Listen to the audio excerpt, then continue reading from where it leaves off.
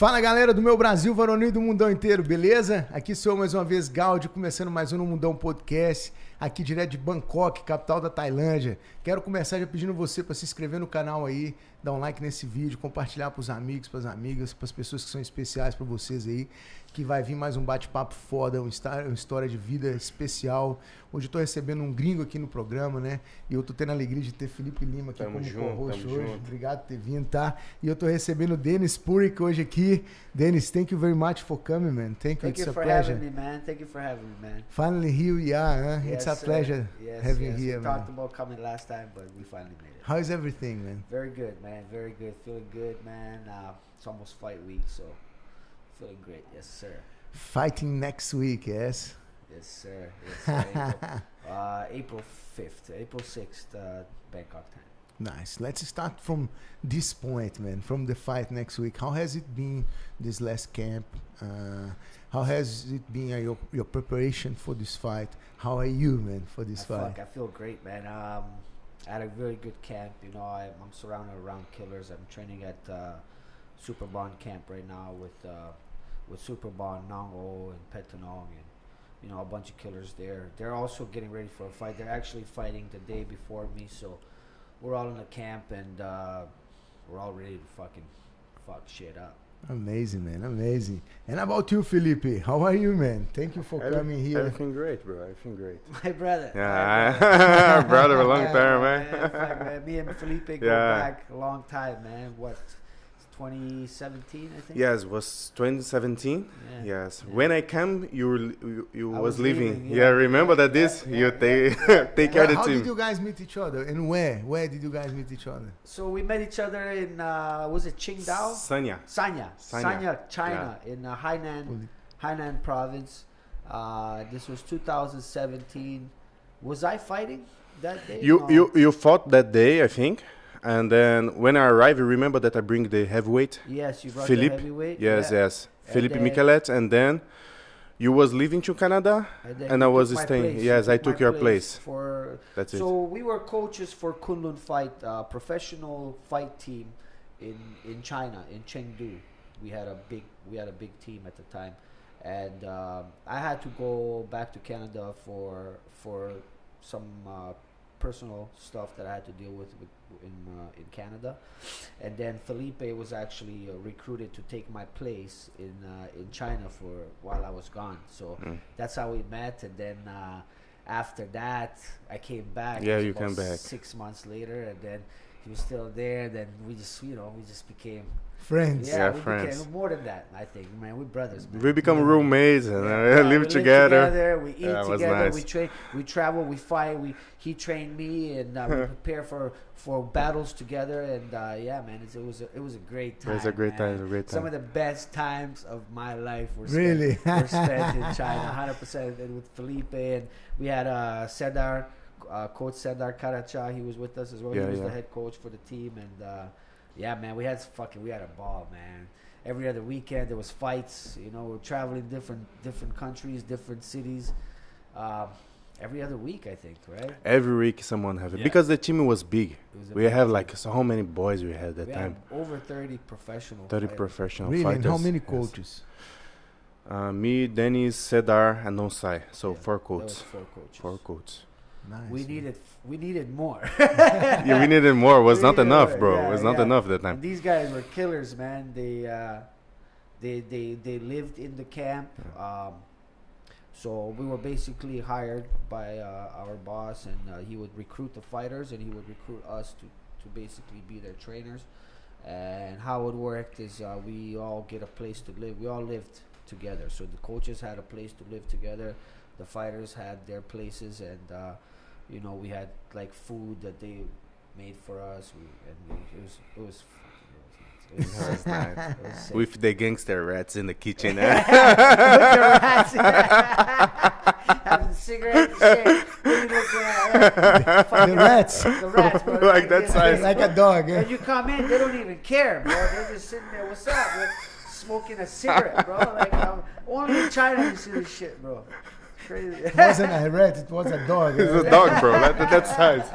Man, how was it like living China? The other coaches, were they like foreigners as well, or Chinese, or where? They were foreigners. So only foreigners. 𝘨𝑒𝘏𝑚𝙏 was he's originally Turkish national, but he was born and raised in Germany. And then we had Nonsai is a Thai. He's a Thai, and he was one of the best pad holders for the team. He was fucking sick. He was good for Muay Thai, for the clinch game, because we were doing a lot of different stuff, right? We had MMA, Muay Thai, kickboxing, right? So we had all in one show. So if guys are fighting MMA, there was an MMA team, right? If the guys were fighting Muay Thai, then we would use the Muay Thai, right? Like, so we send if you're fighting Muay Thai, we'll send you to Nonsai. He'll hold pads for you. Then we'll teach you some boxing. Felipe is in charge in the boxing, right?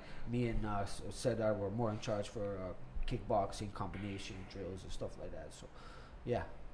That's how it went down. Nice, man. So you guys had a great time there in China. Wow, that was so nice. Chengdu was my favorite. Me too. Chengdu is the best. There's a lot of Chengdu had a lot of foreigners, a lot of like English teachers and stuff who are still there. They still there. They still there. Yeah. And a lot of Russians who used to go there for modeling. They would use the Russians for the modeling and stuff. And then we were there as fighters, and it was a sick time. Yeah. So what did you guys like? What you used to do living there as foreigners? You know, after training or when in your free time. It was a good life, man. We would either go out to eat. Get out to eat at these things. That time I'm not out much. This guy's living more. That time I was with an ex-girlfriend, so I would stay more home and home. No, that's it's not about that. But I was like, my first time outside Brazil, so I'm staying like and it was China, in China, you know, like China's a little bit different. And he knows that time I even speak in English well. No, he was. So what are you gonna do outside? But there's actually in Chengdu, there's lots to do. There's so much to do, and you get to meet a lot of people, right? And then the people will show you around. You meet the Chinese people, you meet the expats, the foreigners there, right? Like, everybody will show you around, you know, and it's just, and then you learn about the city, where to go next. And was it like a big city? It was pretty big. We had 14. I think it was like 14 million. Yeah, it was big. Is the city is not that big? Is it like a small city under the mountains, right? Yeah, and so it was surrounded by mountains. Surrounded by mountains and. So it was a lot of pollution because there was not a lot of wind. Oh, really? Yeah. Right? It was just so there was a lot of pollution. They say Chengdu, you can only see the sun 50 days a year. Really? That's what that was like the thing that they were saying. So the only time you can see the skies is when the rain falls and clears up the pollution, because there's no wind. So the pollution kind of just hovers over the city. That was the one downfall about the place, but best place to live. Look like a kind of like London atmosphere, like gray, but like cold, but sometimes cold as hell. But like when it become hot, yes, yeah. No snow. No snow. Yeah. That was nice, but a really nice place. How long did you guys stay there? In Chengdu, I just stay 1 year. In Chengdu. I was there more than that. You stay more. A year and a half, maybe 2 years. A year and a half, 2 years, something like that. And then we moved to 𝘍𝘐. 𝘍𝘐 was in Guangdong province, which is right next to Macau, and like Shenzhen, Hong Kong area, and like Shenzhen. What was the other? Guangzhou, and that area. Foshan. And the whole team moved. The whole team moved, and then actually when we moved, we kind of doubled the team because there was a team already there. Yeah. Right, we took over another gym, and it was nice because it wasn't so polluted. It was a tropical place. It was hot all the time. We had the beach. We had like the environment was a perfect place for fighters, but the life wasn't the same. The life quality wasn't the same as Chengdu. Oh, really? It was a little bit different. Yeah. How was it?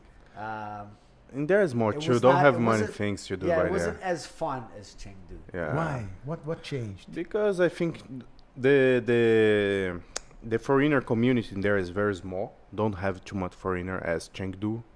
Don't have clubs. Don't have all these things that is easier to interact in Chengdu as a foreigner. Yeah. And 𝘍𝘐 is a really Chinese place. Yeah. Yeah, and They didn't admire us as much as they did in Chengdu. They see like a foreigner, or especially a black guy. Yeah. Oh, they want to take pictures. I heard from a friend that sometimes they ask to touch your hair, like to see, like, you know. Is it true? Yeah, to the black and people. And the beard, you know. So we have a black friend named Robert there, and sometimes like people would stop. Oh my God! Oh my. Take a picture. He's like, yeah, he's a super nice guy, by the way. Shout out to Rob Henry, man. He's a fucking super nice guy. He's lived in Chengdu for over 10 years. 10 years, over 10 years. He was here, and a few days ago he was here. I seen that. I was very jealous when I seen the picture of you guys. He's a good person, man. We're gonna have to go visit him soon. Man. We're gonna have to go see. But so South China, I think is still okay. But if you go to Beijing, bro, Beijing is the people see me and they scare. They call the police. You know, I see. I was talking to Arman. I remember. Arman is he's in Beijing right now. In Beijing right now, the Russia coach, right? Yeah, he was Kazakhstan. Kazakh guy. Ah, the Arman. I remember that guy Arman, now. No, Arman, I know that guy. He's in Chengdu or not Beijing right now. He's Beijing right now. Yeah, he's doing some business over there. Yeah. He's like, maybe I will go to Chengdu and see what's up and this and that. So he's like, you should come. And I'm like, let's make some seminar there or something. You know, I would love to go visit Chengdu, man. Yes, we can go to do some seminars in there. But like, what they say to me, the economy is not that bad, not that good now to do seminars and these things. Yeah. Need to wait a little more. Guys, you said that it was your first experience abroad, Felipe? Was it the same for you? Was it your first experience abroad or It was my first time living in China. I think it was my second time there, but my first time kind of living there. So it took a little bit to adapt, right? But I'm very easy, right, going. So like for me, it's easy to adapt. Where were you born, Denis? Okay, so I was born in Slovenia. Ljubljana was the city called. It's the capital of the country. My parents are Bosnian, both Bosnian, from Bosnia and Herzegovina. And basically, I was born in Slovenia. My father had a business there. My mother worked in a factory. And what happened was in 1992, there's a war that broke out in the Yugoslavia war, right? So there was a war that broke out in Slovenia first. So the first shots rang off in Slovenia. So my dad kind of packed us up and took us to Bosnia, not knowing that that's where the real conflict is about to happen, right? So when we moved there, boom, they shut the borders down. Now we were stuck in Bosnia and a big war erupted. A civil war, you know, with each other. It was actually a genocide during those times in Srebrenica.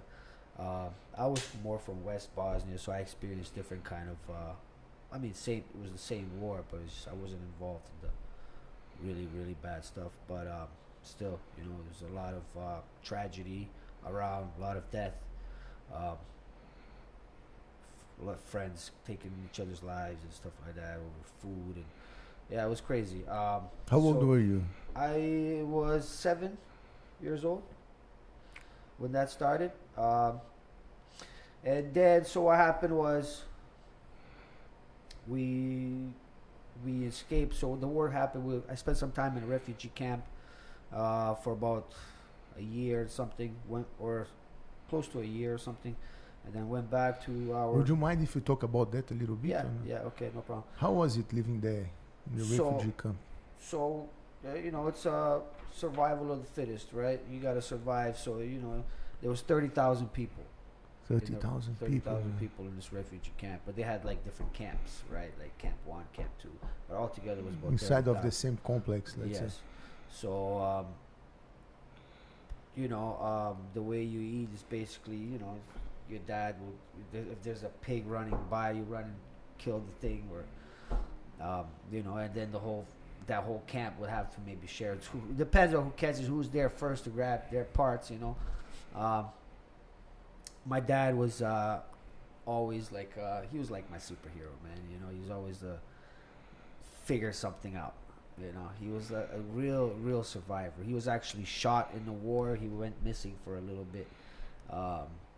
Was he fighting? He was fighting in the war. He got shot, and then he went missing. We thought he was dead, and then we found him in a hospital in another country, and then it was, and then yeah, it was quite a story there. And then there was so when we found him after that, there was a guy smuggling people from these refugee camps into other countries like Croatia or Slovenia, right? Those countries are not in conflict with. There's no wars there, right? The war was mostly in Bosnia at the time. So somehow my father gathered up some money to pay this guy to smuggle us through the border back to Slovenia.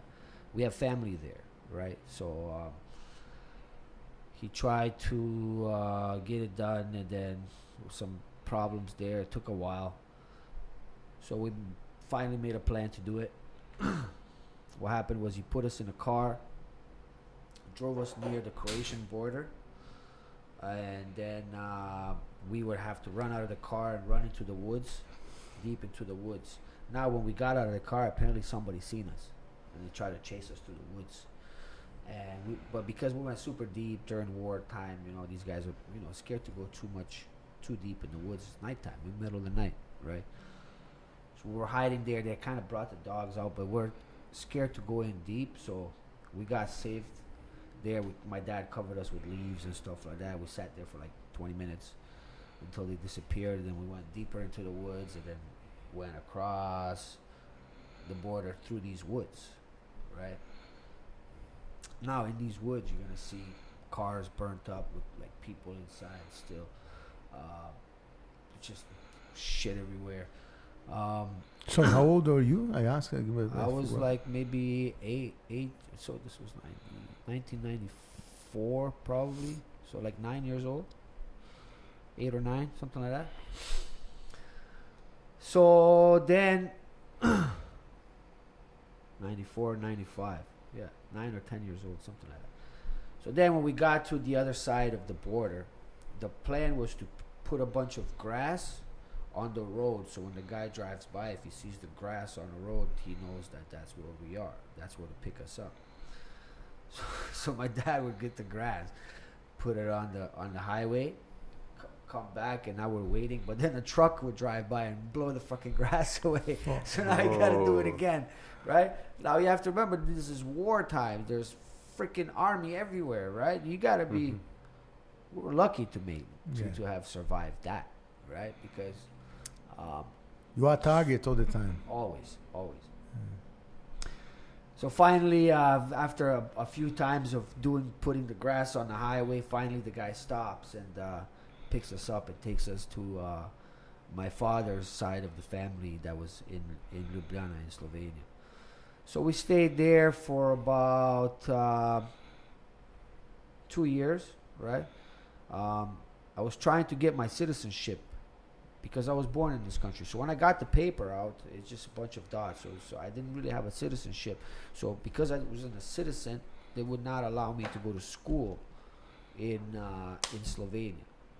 I went to school for the first 6 months, and then they told me I can't attend because I'm not a citizen. So then when I tried to get the paperwork, they were not giving me my citizenship. And I was born in that country. Like, I should get my citizenship. So my father kind of heard that, you know, people are going outside of Europe. They're going to, a lot of people are getting refugee statuses to go to America. So we applied. I guess my father applied to go to America, and then we got denied because my father was in the war, right? So they denied him because he was a soldier in the war. And then Canada was accepting a bunch of people. A lot of people coming in at the time. So my dad applied to go to Canada. So we got accepted. And when we got accepted, they were like, "Oh, we want to give you your citizenship now." My dad's like, "Fuck off! You guys keep that shit. We're going to Canada." So that's what I ended up. I came to Canada in 1997, August 28th. I remember it like it was yesterday. Really, man. Yeah. And how was it arriving there? Did you speak English at that time or not? I was going to school and I was watching a lot of, like, I learned English from watching television, right?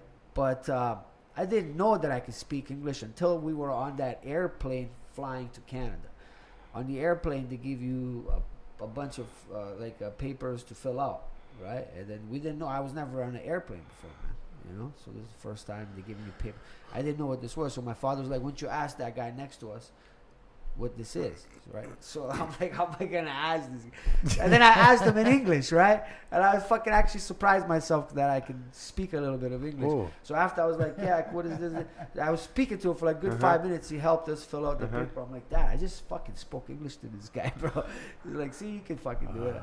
So that's when I realized I can actually speak a little bit, right? But I've learned, I pick up very fast on languages. I picked up English very fast. The first 3-4 months in Canada, I was... Especially at this age, it's very like Yeah, we are it's like easy to pick it sponges, you just like boom, boom, exactly, boom, boom. yeah, it's easy to pick it up. And was it easy for you to adapt there? Like, how was it your adaptation there in Canada?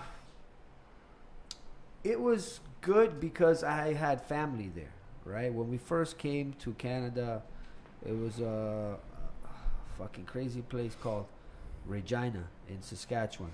And it was, when the winter came, it was super cold, man. It was like minus 60 degrees. Fuck. Super fucking cold. But my mother's brothers were in that city, so this is the reason why we went there. We stayed there for about maybe 8 months.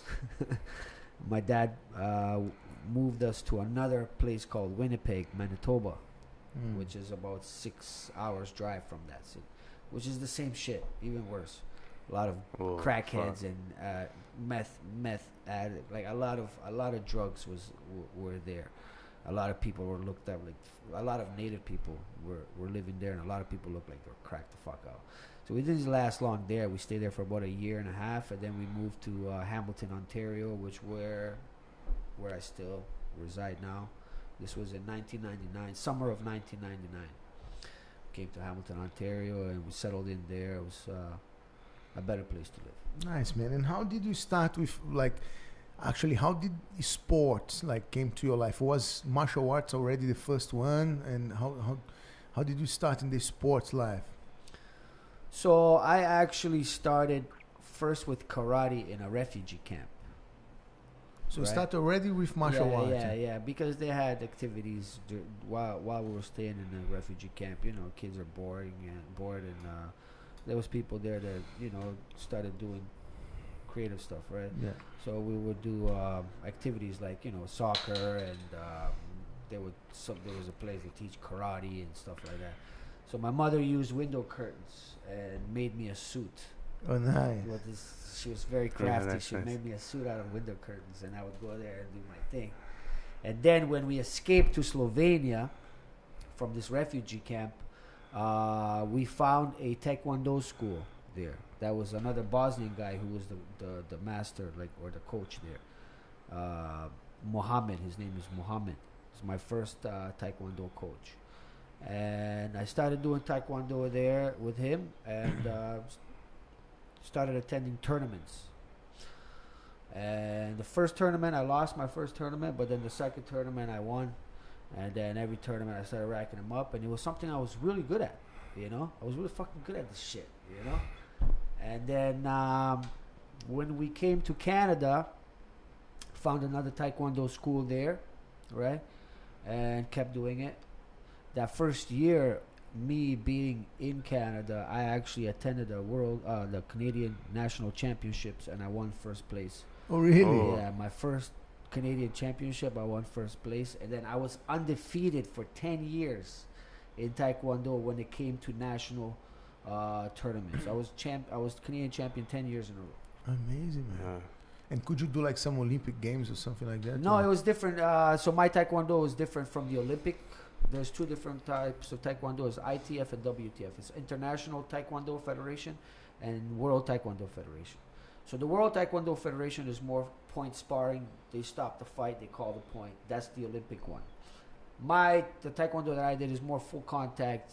Oh, so you came from that time of taekwondo. They're like Full really contact, fully contact. full contact. Because before they really had. I don't know today. No, because there's two different kinds. But two they still different today. They still have. Still till today. Yeah.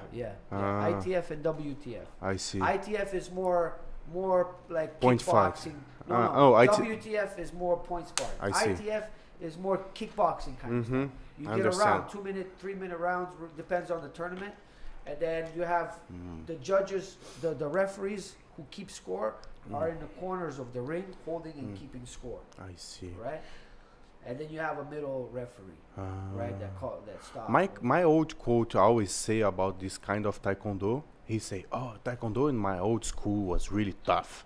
Was tough. It's not like as today." I said, I was thinking about that because they say that because every combat sport that go to Olympic, they need to make several changes and this and that about the rules to become more, how to say that? Yeah, acceptable. Acceptable right? for because it's so violent, right? Yes, because of the violence, it's a combat sport. Yes, but they say that it was like in past times, taekwondo was tough. Yeah. It was really 100%. hard. And that's the ITF taekwondo. Oh. So ITF is more like full contact. If you watch some of these things, bro, you see guys like it's like you go to some tournaments, and if it's a world championships, you have these guys, Russians, man. You know, Russians are some of the toughest guys in the world. Yeah. And then North Koreans. I see. It's a Korean sport. Taekwondo is a Korean sport. Korean sport, yeah. It's always Korean and a freaking Russian in the finals. But all the time. And you watch the shit, it's like watching, you watch this movie, fighting, Crouching Tiger, Hidden Dragon. You watch this movie, yeah. they fly and shit. Bro, these guys would jump and then hit you 4 times with their fucking foot, bro. Knocking guys out. Bro, there was a guy that was on our team. And he got hit with a back kick to the jaw by a Russian guy. Wasn't the Czech Republic? No, he was a Czech Republican. This guy was Team Canada. He got back kicked, heel to the fucking jaw. Out. Oh shit! The guy gets up, finishes the fight. Okay, loses the fight. This is heavyweights. Okay, Really? Imagine getting kicked like that by a heavyweight. First of all. Second, listen to this. I cannot. After we're watching, we're sitting there, we're going over the tape, we're watching it, and he's just coming back now. He was still out the whole time he fought. He finished the fight, not knowing that he finished the fight. Because when we were watching the video, he's like, did I do that, bro? I don't remember doing that, bro. Really? He was just, what happened, man? What just happened here, man? I just got back. Bro, like 10 minutes later after the fight, he just got back to himself. As we were watching the fight, he didn't fuck it. But the heavyweights, man. Really? And it's some of the most amazing 7 days that I've spent in my fighting career. Because it's not just fighting. They do patterns. They would break boards and shit, right? Now you got guys flying over shit and breaking like 20 different boards with one jump. You see Yeah, that's it. But imagine watching this live. It's fucking amazing. Yeah. Right? Guys are flying around. But in your times, the guy not breaks too much bricks. They break face, like in the face, right? That's the way I think I have a lot of show. I don't know. I'm not follow, but they trying to back with the karate full contact. You saw that show.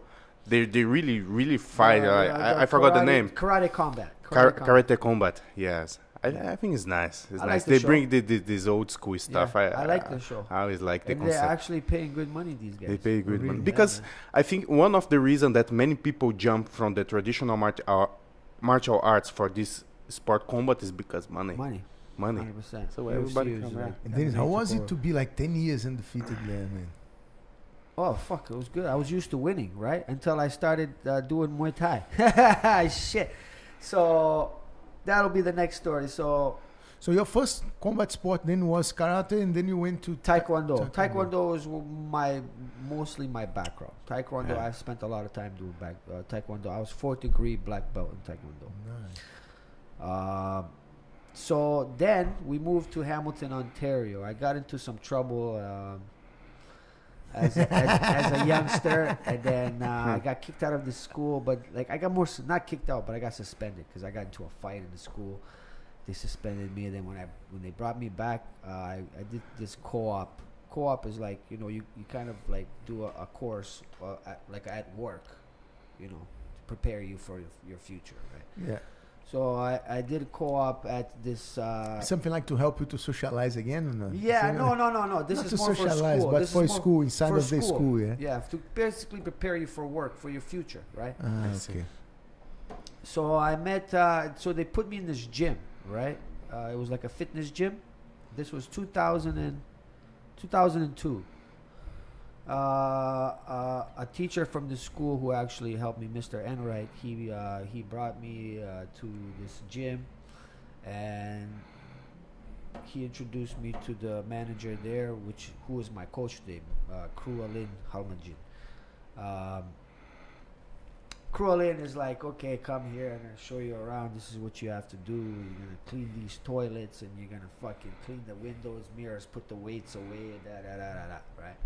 I'm like, bro, I'm not gonna stay here and clean the toilets, bro. What the fuck? Right? So then he brings me to there's like a little boxing area, a little boxing room, right, closed off, and there's bags there. You know, me taekwondo guy. I'm like, oh shit, some bags. I'm gonna go fuck around with these bags, right? So I'm there, ding. 𝘍𝘍𝘭𝘢's looking at me. He's like, bro, forget about the toilets, okay? You stay here and you're gonna teach boxing with this guy. What the fuck? I went from cleaning toilets to a boxing coach, bro, in 5 minutes.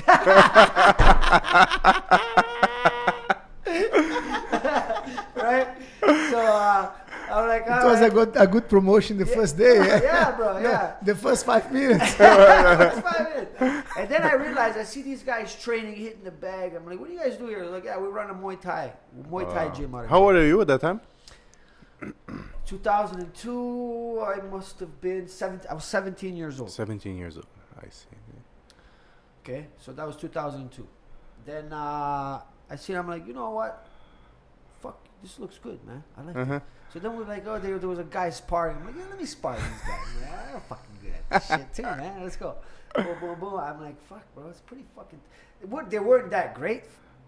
Whoever was there, I can't remember who was there that day, but it wasn't like top notch. But I was getting fucking frustrated because usually I'm used to fucking shit up, you know. But then you were already like black belt in taekwondo. I was already a black belt. I was a 3rd degree black belt at that time. Nice. So I was already a world champion, by the way. No, not yet. I became a world champion in 2005. I was a Canadian champion, still. Nice, man. And then I started training with these guys, right? Bam. Train 2 weeks into this. 𝘍𝘍𝘭𝘢 is like, hey man, you want to fight? I'm like, yeah. He's like, okay, we're gonna fight this weekend, this, that. We're gonna do this. Gotta make weight. I'm like, fuck, okay.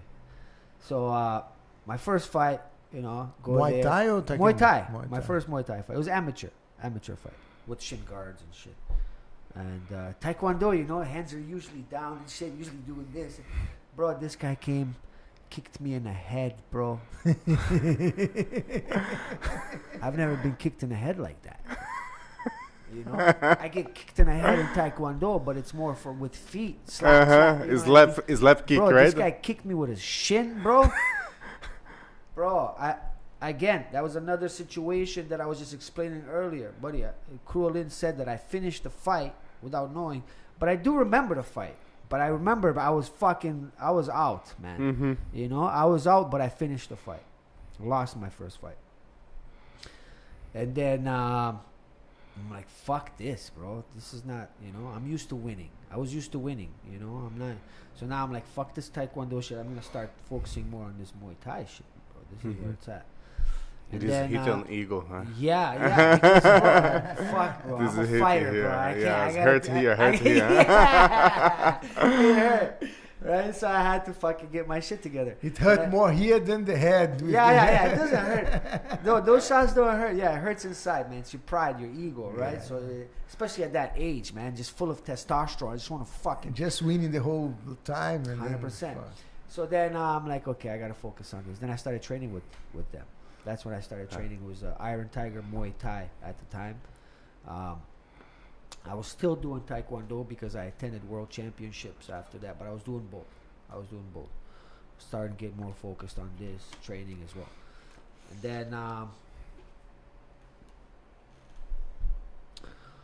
then I got into MMA somehow.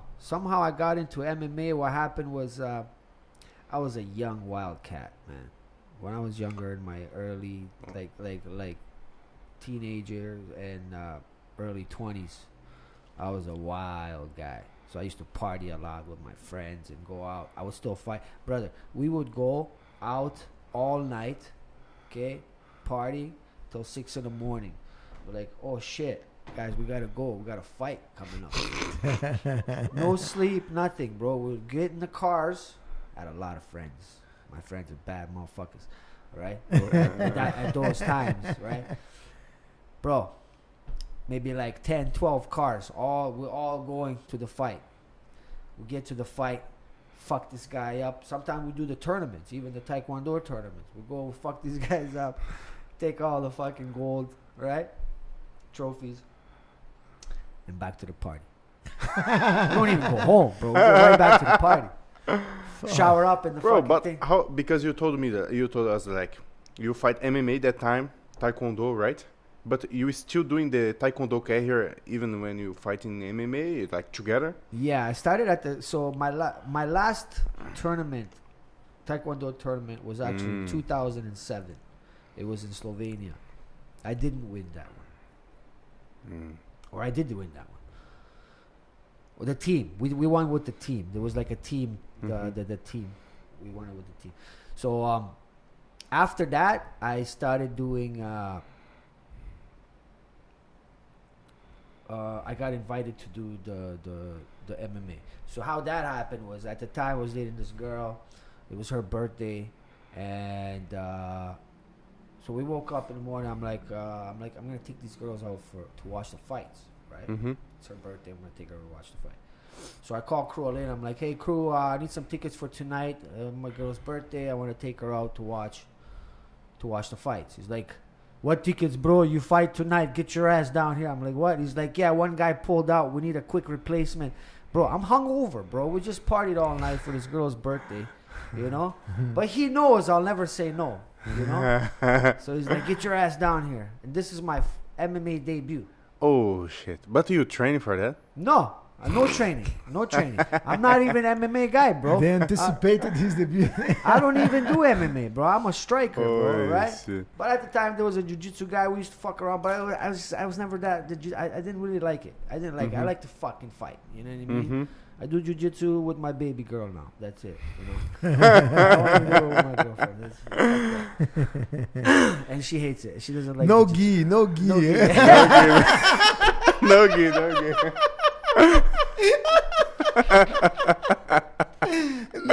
She's gonna kill me. She's probably watching this right now. Sorry, baby. And no belts neither. No belts. So then he's like, yeah, come down here. We got to do the weigh-ins. Like, you're not gonna weigh in because obviously you're last minute replacement, but we're just gonna do it for the fucking show, right? All right, bro. I get down there, boom, do this thing. Oh yeah, that's the day of the fight, so there's no weigh-ins. I just gotta come down there, register some shit, right? And at this time, MMA was illegal in Canada or in Ontario. So when the MMA, they had to run shows on the native land. They can do it on because that's their land. They can do whatever they want. Oh, so the native land in Canada is same as USA, right? Yeah. They have their own rules. Yeah, they have their own land. So it was on their land. They were the promoters. They would run it. Yeah, bro, went in there. Fucking the guy I fought, his name was Paul Jackman. It was my first MMA fight. He's in there. He's a karate Kushiki world champion. Fucking in shape, long, tall. I'm like, fuck. The guy broke my nose, actually. Went in there first round, boom. I think I hit him and he threw me. I lost balance, and as I was like losing balance, he threw a kick, boom, right in the face, bro. Broke my nose. And then somehow I hit him. He dropped down. I fucking grabbed the head. I just squeezed bro. I'm not letting go of this head, bro. I don't know what I was doing. It was a guillotine choke. I didn't know how. I didn't even lock my feet in there. I was just squeezing. I'm gonna rip his fucking head off. I don't care. And then he finally tapped. Blah, blah, blah. I'm like, yes! First MMA fight. I don't know MMA. I'm just a striker. Choke the guy out. I don't even know how to choke people because I'm not a ground guy. I was just holding on for dear fucking life. About to rip his fucking head. Shout out Paul Jackman. Watch it, freak. A real fighter. This transition between Taekwondo and MMA, you said that you went to Muay Thai as well, yes? How was it into Muay Thai, man? Did you? That's the toughest sport, man. Muay Thai is the toughest sport. MMA is hard, you know, but if you got the ground, like if you're a good wrestler, and MMA is different because it's all strategic, right? Strategy. You got to go in there with a plan, because one guy, my opponent would have better ground than me, and now I need to train on my ground, and I need to know how to defend and shit. But Muay Thai is different. Muay Thai, you got to adapt while you're in the fight. No matter, cause the guy, okay, I know this guy have good left kick or good right kick or whatever. Yeah, they kick a lot. Or even kickboxing, right? It's similar, right? You throw everything 100%. Everything is 100%, but you also have to. Let's say this guy's beating me, right? He's fucking definitely, he's getting the better of me. I have to change my shit, right? I have to do something about it because I'm getting tagged. I'm not doing very well. So you have to adapt as you're fighting. Where in MMA, you have a plan. Okay. Every time I go, I tell you one thing. Every time I go with a plan in kickboxing or a Muay Thai, I fucking lose somehow because I stick to the plan too long. Right? MMA, you have to stick to the plan because that's your only way out, because his ground game is better than mine. I have to know how to defend, get the fuck back up. So bring him to your game. Exactly. And try to keep the fight standing, because that's my shit, right? So that's the difference between MMA and Muay Thai, and how I could adapt, right? How you can adapt. In Muay Thai, there's no plans, bro. Muay Thai, one guy kick you hard, what are you gonna do? You're gonna kick you again and again and again. So now you have to even you check the kicks. Yeah, you have to start checking or returning, countering, right? Or you have to change your rhythm for him not to catch you. Was it hard for you to adapt to Muay Thai from No, man. I'm a fucking born fighter, bro. I adapt to any situation, any place. Bro, that's one thing I would like to ask you. You think that all this background you had on your past, like you say, in your childhood, made you as a different fighter? And of course, everything I went through in life has made me who I am today. Yeah, of course, that's a fact. And if I didn't go through it, I probably wouldn't be who I am today, right? Yeah. So, of course, through the war, and then finding out that I'm good at fighting and taking that, putting it into perspective, and just building. Like I just grew up around it. I grew up around battling. Even when I came, even before, when I came to Canada, I was battling. When I first started meeting my friends, we were doing breakdancing a lot. We battle people. Oh. Right? In a refugee camp as kids. Uh-huh. As kids. You know how I was saying there's different camps? Mm-hmm.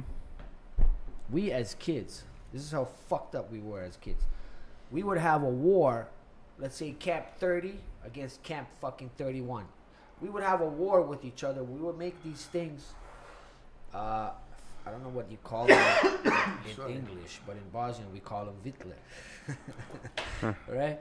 And we would use like a shoelace, and we would make a thing, and we would, like a thing like this, and you put the rock on there, and you fucking go and you shoot each other with rocks. What the hell? We would have our army against the army of the other camp. Oh. In the refugee camps, where the fucking everybody's already injured and shot up and fucked up and shit. You try to hurt more. We as kids are fucking killing each other on the field, in the minefields, bro. Not even knowing that these are minefields, because as kids we were playing soccer in this fucking minefield one day, and there was a horse running by. Bam, bam, bam, bam, bam, bam, fucking leg flies off. We fucking stepped in a landmine, and we didn't even know as kids. Really? Ran back to the base where the family were. Yo, the horse over there dying, right? Because don't fucking go there. So then they had to block it off and tell us that don't go. Fuck, man. But insisting this question that Felipe asked you, we know that, as you said, everything that you went through brought you or made you who you are today. Yeah. But were there like moments that you brought it consciously to your life, like that you needed to bring these things that you faced to, of course, I don't know, over. So look, there's at times, you know, when you're fighting, especially when we're in China, you know, sometimes you're alone, you have nobody speak English. I'm alone, I'm there trying to compete. I'm in enemy territory, right? And you know, in China, bro, you have to fucking KO if you want to win, or you gotta dominate to win, right? You're not winning. Otherwise, they give the win. Yeah, if it's close, you're not winning. Okay. So sometimes I'm in the fucking change room. I'm about to go up, and I'm sitting there, and bro, I'm like talking to myself, and I'm like, bro, why the fuck do I do this shit, man? Do I want to go out there? You know. You know, you're questioning yourself. You're starting to sometimes kind of doubting yourself, but then something hits you and like, you're fucking born for this shit. You've been doing this shit your whole life. Look at everything you've been through, motherfucker. You know, it's just kind of it's just pre-fight, yeah. Sometimes, not every time, but sometimes you get those feelings. You know, you're always nervous. Don't let anybody tell you you're not. You always get that fucking, you know, that feeling in here, you know, fucking vibrating. And again, that's like another reason what I live for, man, is that fucking high, man. There's no high like it, you know what I mean? That's true, bro. So, yeah, back to what you were asking. So, and that's when that clicks in, right? Like, you're fucking been through so much, bro. This is nothing. This is a walk in the park. That guy's gonna bleed the same blood you're bleeding. So we both bleed red. Let's go, you know? And then that turns you into a different fucking animal. Yes, that's one point you said. I think in China is the place that you bring many of these things from your past and your roots that make you stronger. You need to. You have to use those things to survive. To take these things to survive by there. 100%. Yeah, because you need to be, even as not a fighter, you need to be smarter. You need to be. You have to know how to maneuver how to manage the things, how to do the things, because you know, you cannot be too innocent living by there, because it's not easy place to live. It's not fair, right? It's not fair. They don't want to make it. Remember Minoto? That time they put him to fight a Chinese under the bridge. They call him, let's put your boy, because I bring the Brazilian Minoto. Yeah. I bring the Brazilian there to live with us and then train him there. Shout out Minoto. Watch it. Okay. That, man. So I bring this boy. Is he in Brazil now? Yeah, he's in Brazil now. This boy is like, he's fucking strong. Let me tell you something. I've sparred and I fought around the world, and I've sparred a lot of bigger guys. Nobody's hit me like this fucking guy hit me, bro. He's one of the heaviest hitters I've ever came across. In the ring, in sparring, in training, as a training partner. The guy's a fucking beast, bro. Nobody's hit me like that. That guy... Two hands. Both hands. Power, like power in both hands. This guy hits you, bro. You don't want to get hit by this guy. No. That's He's true. a fucking strong motherfucker. Yeah. You brought him to... So, yes, I took this guy to train with us in China, remember? We take care of him like a baby. Yeah. No, easy, huh? But then they ask him for a fight under the bridge. They go, no, they say there's a good, easy fight for him, like this and that. Even don't need to check weight. Don't need to check weight. Bro, when he came in there, bro, the Chinese, same tall as me. And Minoto was like 70 kilograms, 73 kilograms, 74. Yeah. A little bit taller than me. Yeah, they say, no, easy fight. It's just show. I say, Minoto, take care. This guy gonna take care. Bro, when start the fight, this Chinese kick his arm, and he get desperate. He put the two hands in the head, they start to run around the ring, and they say, what the hell, what the fuck is going on, you know? Hey, bro, get this guy. And he come in, boom, KO the guy, you know, like, take a left hand, one shot, boom. One fucking shot. This guy had dynamite in his hands. Really? Yeah. Bro, the guy's a beast. The Chinese drop with the head at the table of the boss. Yeah. The boss table. Like, boom. In front of him. In the front of the boss, like this. Give the head to the boss. Yeah, I remember that. And everybody look like this. Hey, I say to go easy. I say, bro, but you try to kill my boy. He's like a beast, you know. He's like an animal. He don't give a fuck. Was it his first fight there? I think no, the second one. Second fight, Yes. he fought on that In event. Cologne fight, and he lost for the Japanese. Yeah. And then he fought this one. Because he fought a 4-man tournament. Yes, the 4-man tournament, but he lost for in the first fight because he was in the same tournament as 𝘍𝙧𝙀𝙚 at that time.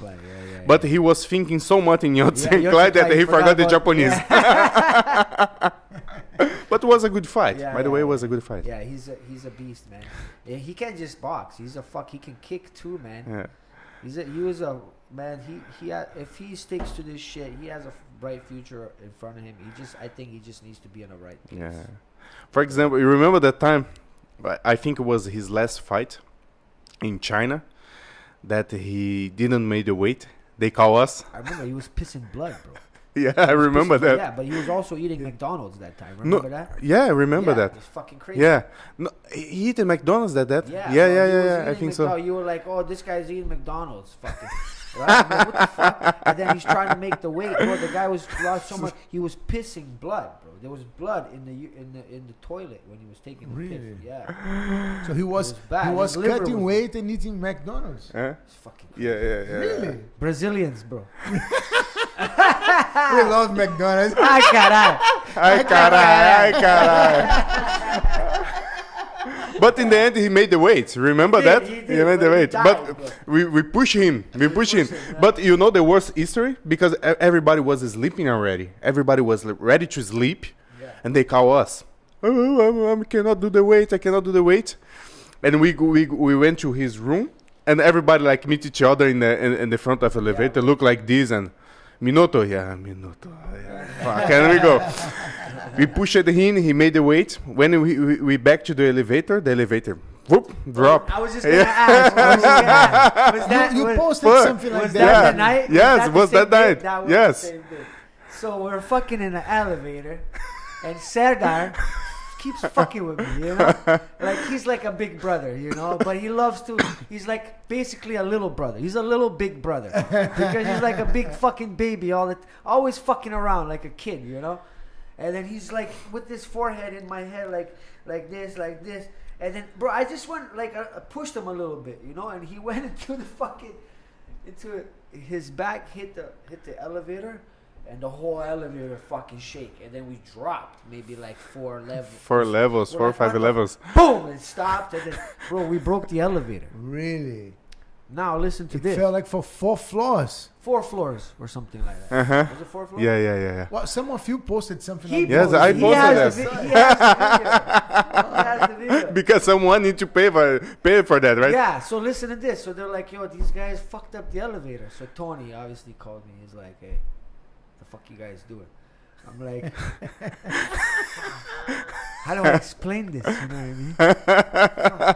I'm like, well, fucking Serdar headbutt me and pushed him and then fucking whatever, you know?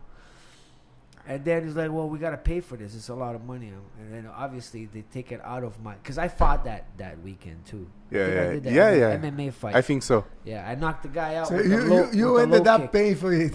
I ended up paying for the fucking thing, man.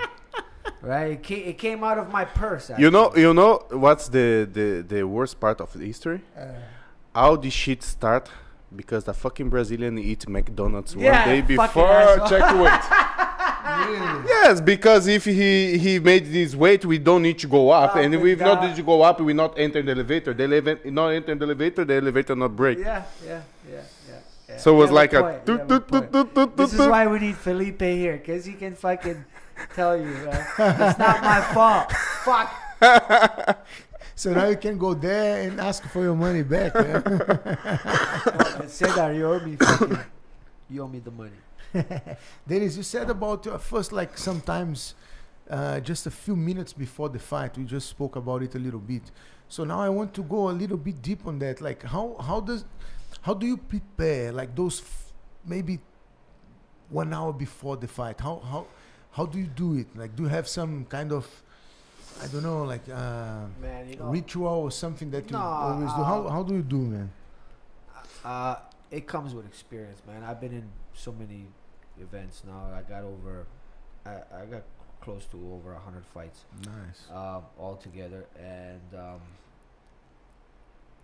you just get adapt, man. You know, I just try to stay calm and breathe and fucking warm up, stay warm, stretch, loose. When it's time to go, it's time to go.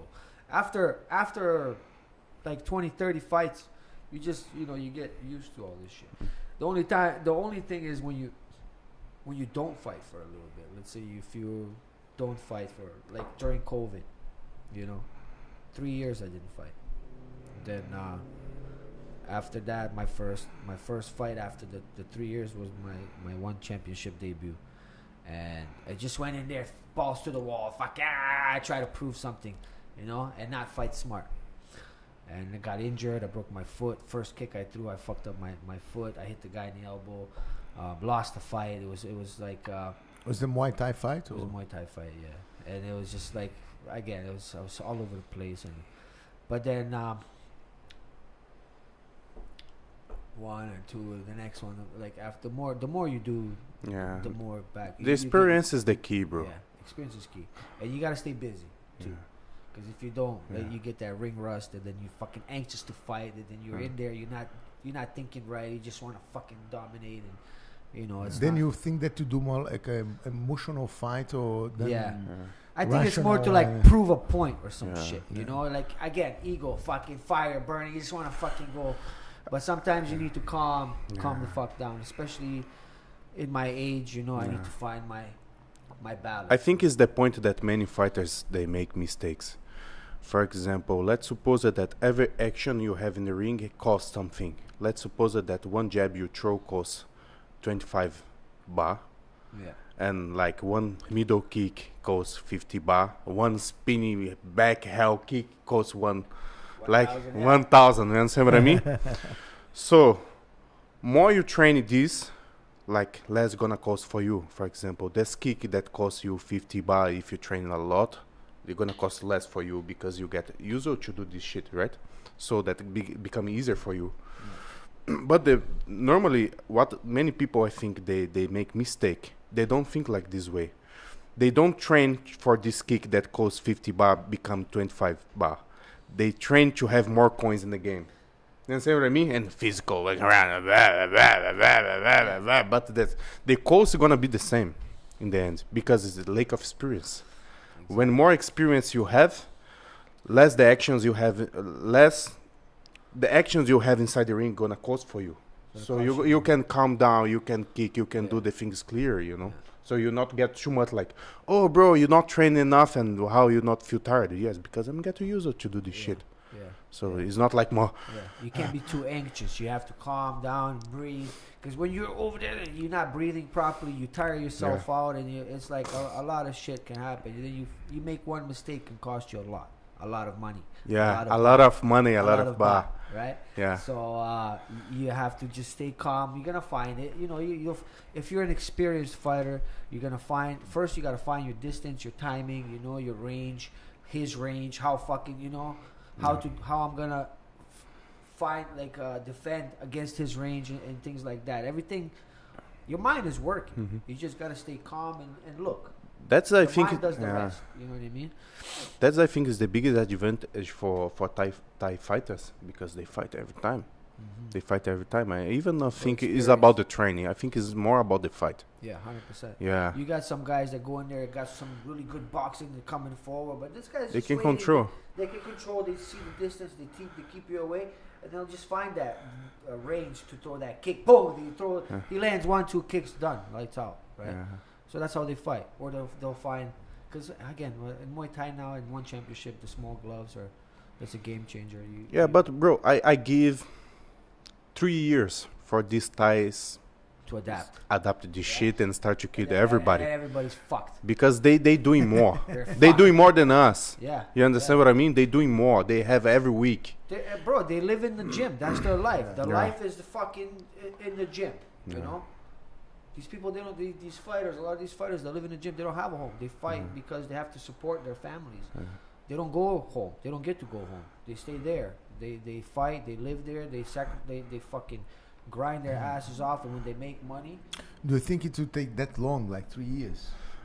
Take your time, bro.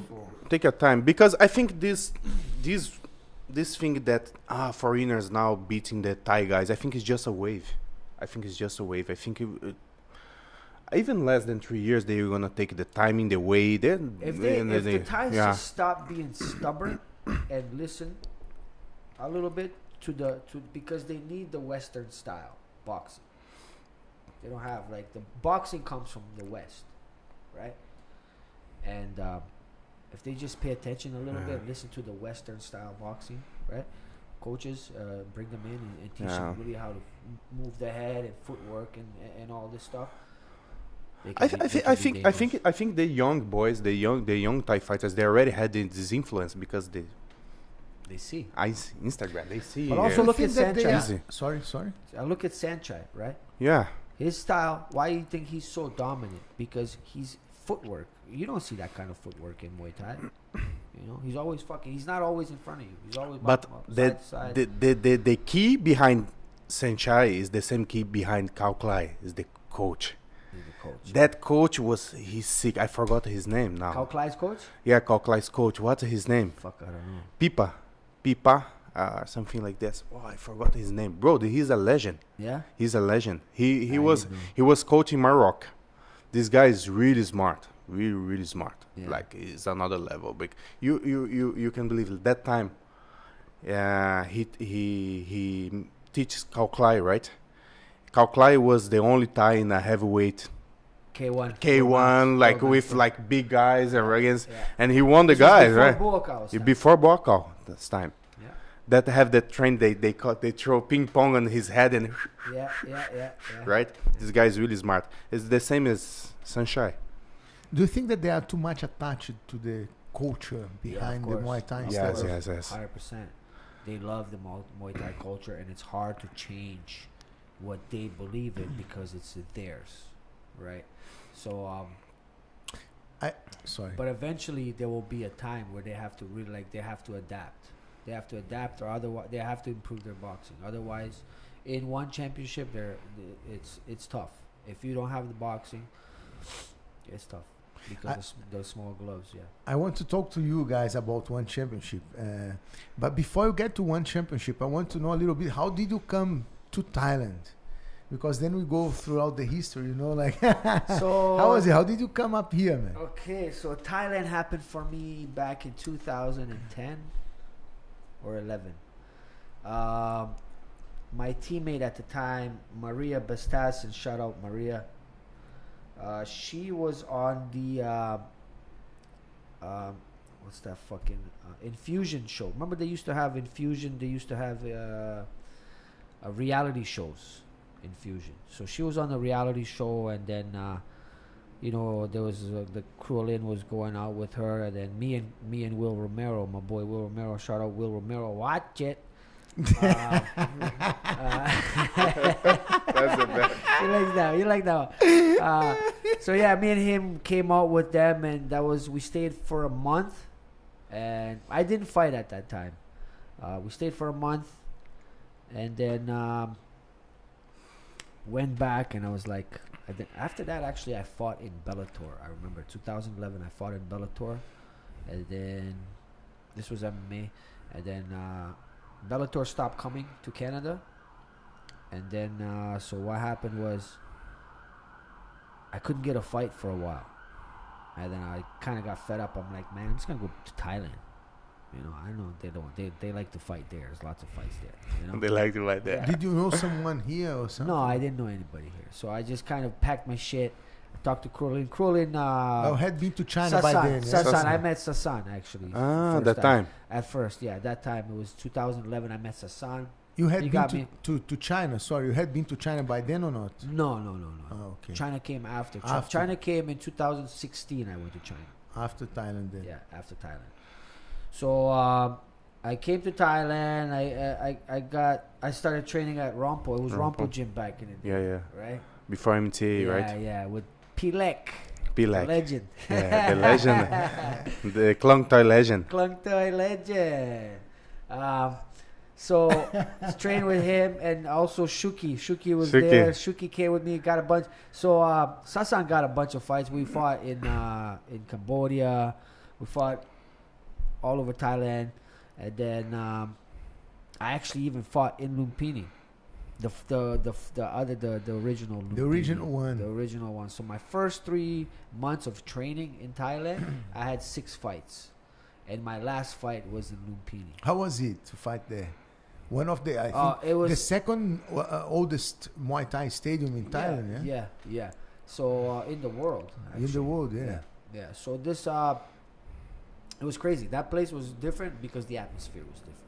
It was different. The old Lumpini, right? The old Lumpini was different. Man. The atmosphere there was different. They had the betting cage. You have a cage where all the betting guys go. And you just see gang signs all day. They just do this. Right? And it was crazy experience. Crazy experience. Because the atmosphere in there, you felt like you were in a movie. Like Van Damme movie. You fucking Trump pole. Shit. Yeah, it was crazy. It was crazy. And then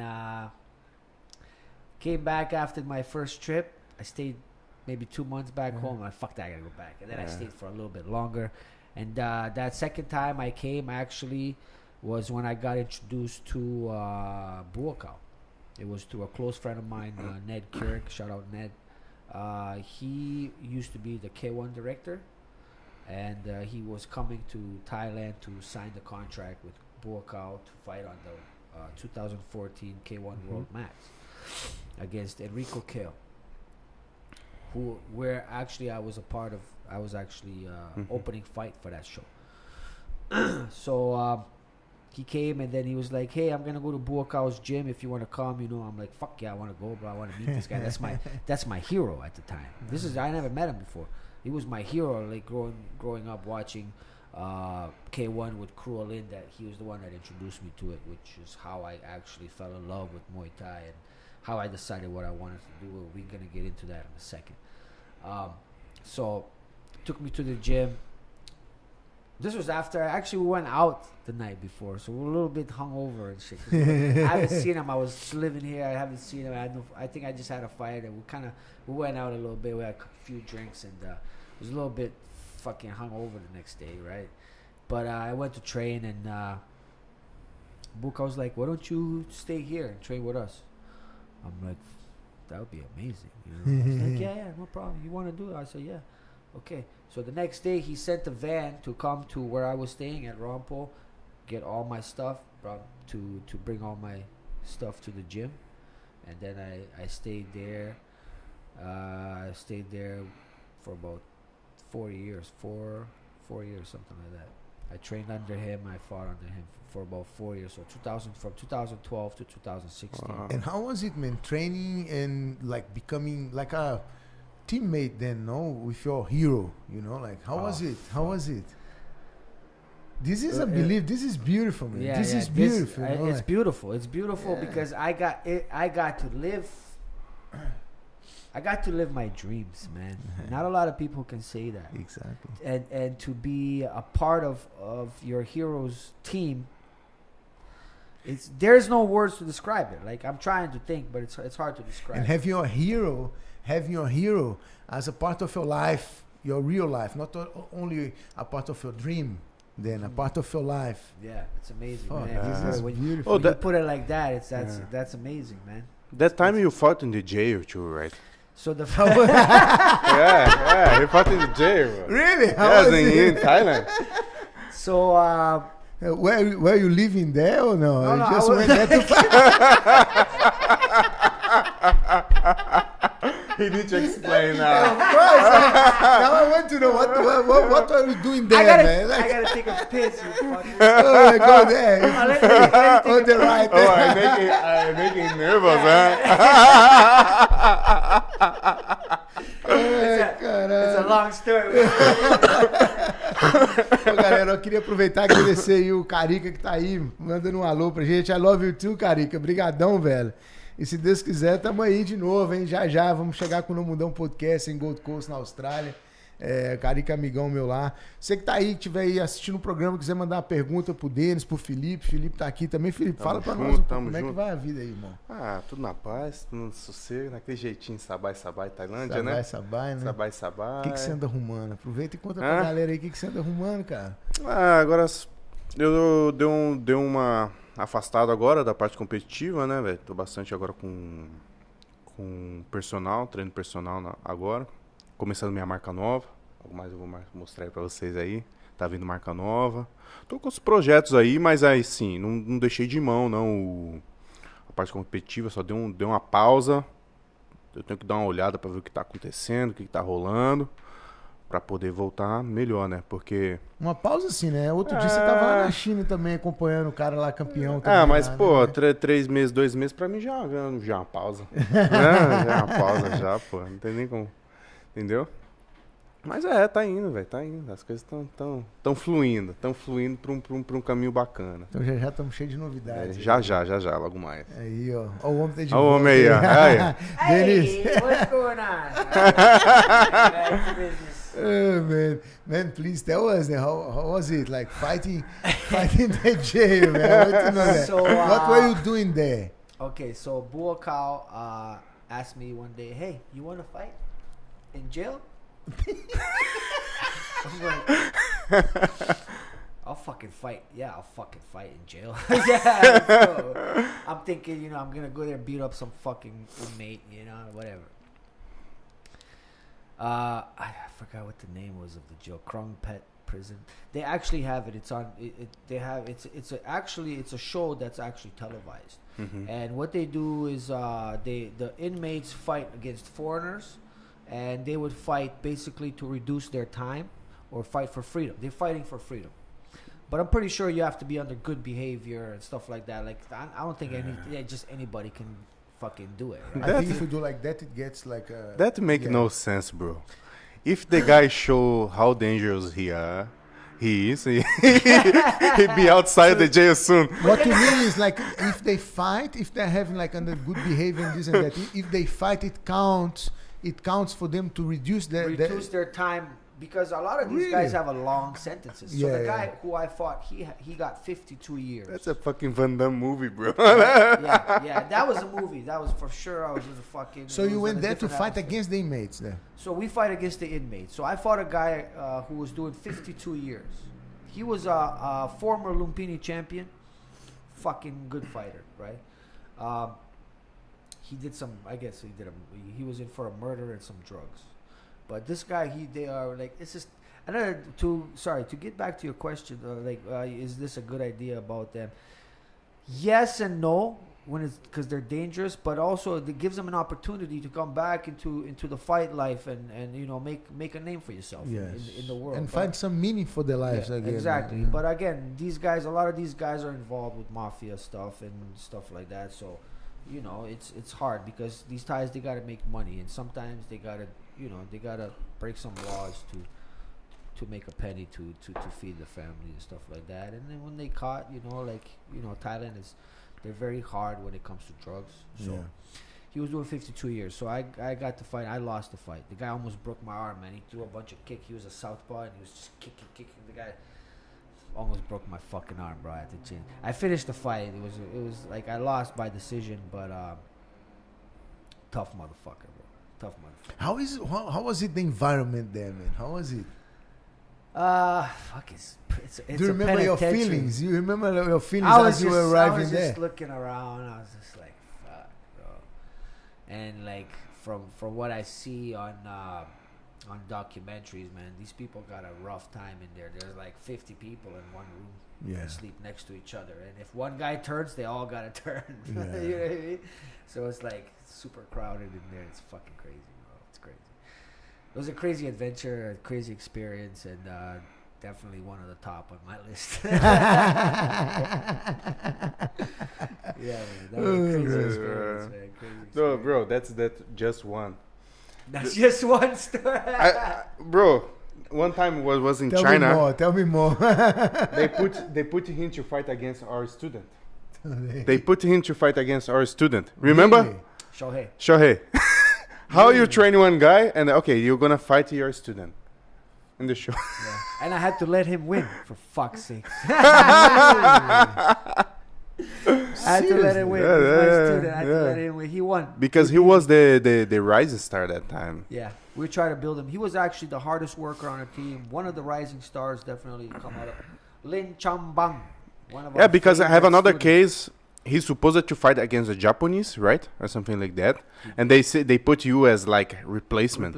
Yes, maybe because they had some problem with the Japanese, because the Japanese, Chinese, they had a kind of problem in there. And with Beijing police. They weren't going to let the Japanese fight because that city didn't like Japanese people.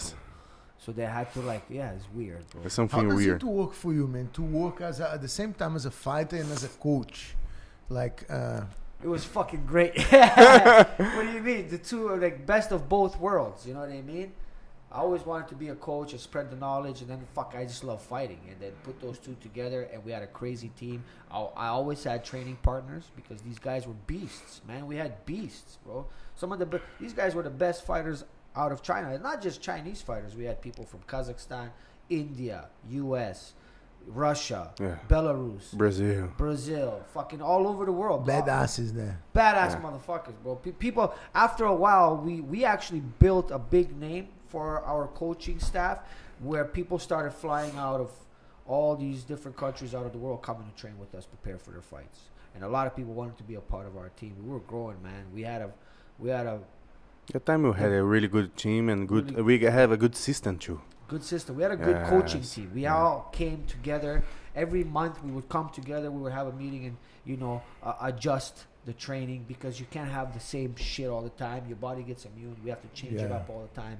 And then as we change it up, we adapt.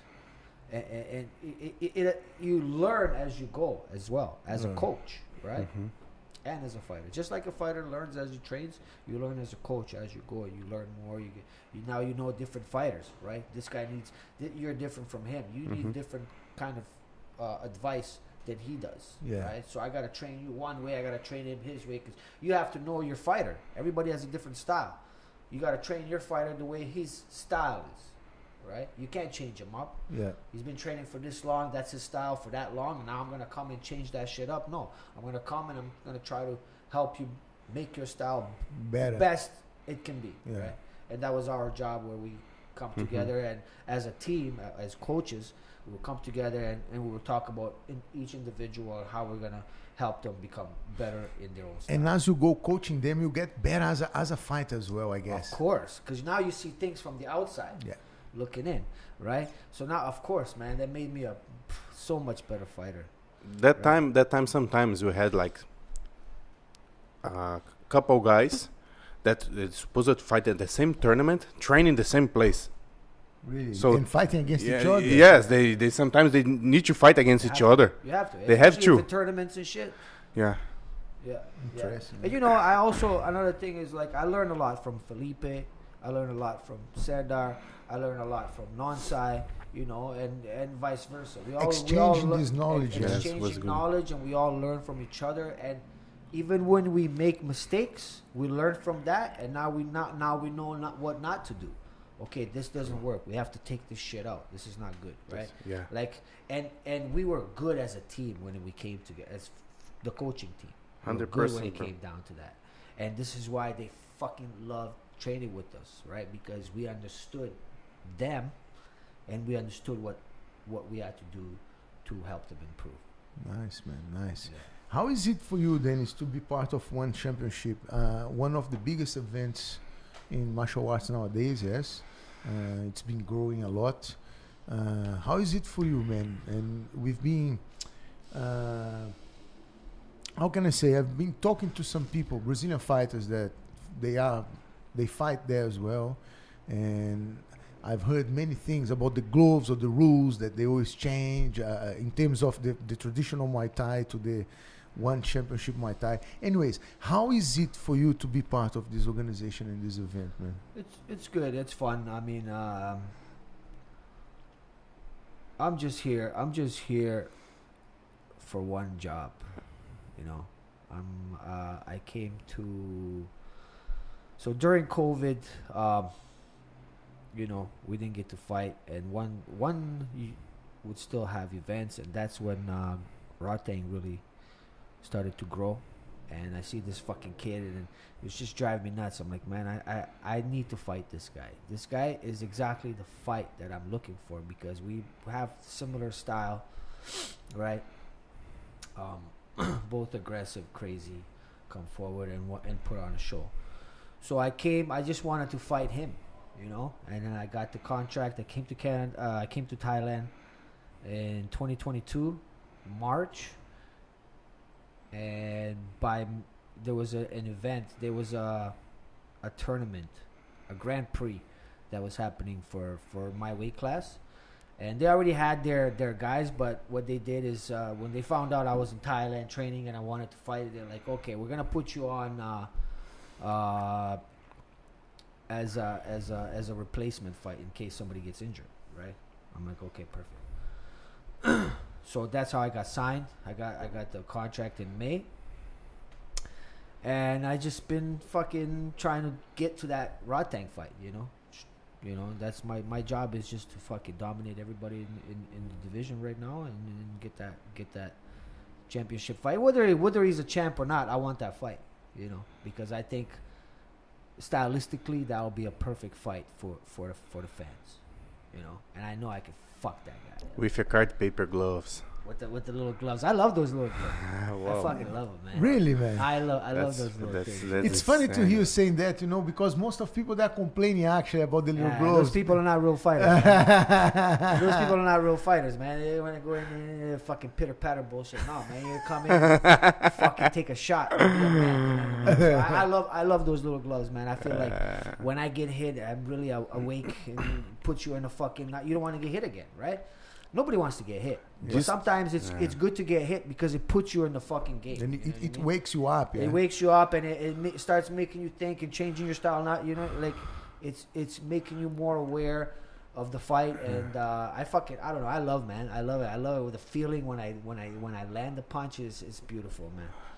Love it. They say that this is much more dangerous. Yes, this changes sport, bro. This totally different sport. It changed the Muay Thai game definitely, because Muay Thai is more stylistic, technique, kicks, and, you know, very technical, you know.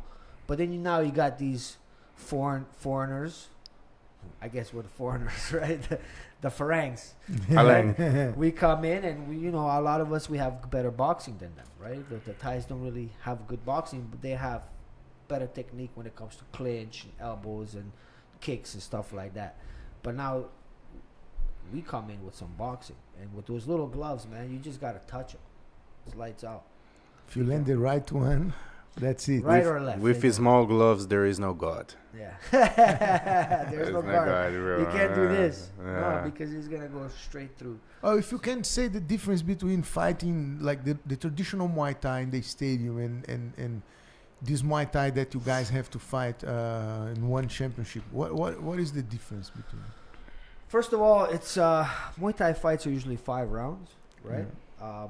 So the Thais usually start slow. First round is just checking each other. It's fucking measuring the distance and like touching up, right? Feeling each other out. Second round, they maybe pick it up. They really fight in the 3rd and the 4th round, and then the 5th round again, they slow down a lot. They have 10-ounce gloves they wear, and it's more they more score on the technique and stuff like that. One championship changed the game with the small gloves, because the technique is out if you get caught.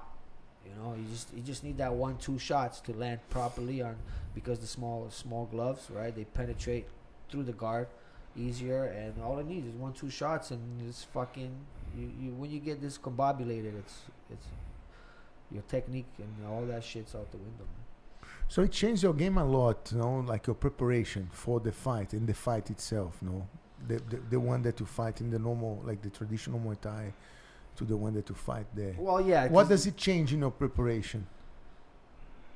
In my preparation, yeah, in general. Me, it's different because I've always been a banger, right? For the Thais, it's different because now they have to adapt to this boxing shit, right? They're not used to boxing, so they kind of use their long guard against it, but it doesn't really work when it's fucking coming all over the place.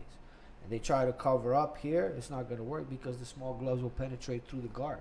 right? So they need to learn how to fucking move their head, they have no footwork. They just know how to go straight and back. Not everybody's like that, but most of in general, mostly the Thai fighters, that's their style, right? They just kick. That's what I say, bro. They already start to adapt, you know. But even they say, because I understand they have about this proud culture of Muay Thai. They will not say that, oh, I'm learning from a foreigner. Yeah. Yes, because about the pride. Yeah. But they have this, how to say that, this exchange with foreigner. And for them too much easier because they don't need to go to anywhere because everybody come to here. Yeah. Everybody come. Yeah. So they don't need to, I go to Europe to learn how to box in it. Yeah. All the European people come to here. Yeah. Even they say that they don't, I don't want to learn. But they learn for sure. They learn. They learn from internet. They can see on internet that foreigners come all the time. They're gonna learn, and I understand. You know, it's their sport. They do a lot of boxing sparring. Yeah, for example, Puric is teaching there, right? Sometimes, and Super Boom. You see, like with this Russia boxing, for them it's perfect. I think. Yeah. Right. And they need to capitalize on that. They need to take advantage of, especially Puric, because he has great boxing. He's a great coach. I think Puric boxing style is perfect for this kind. Yes, for the Muay Thai and for this kind of. I was sparring with Petanong the other day, just light sparring, and fuck, bro, his boxing got so much better, bro. Yeah.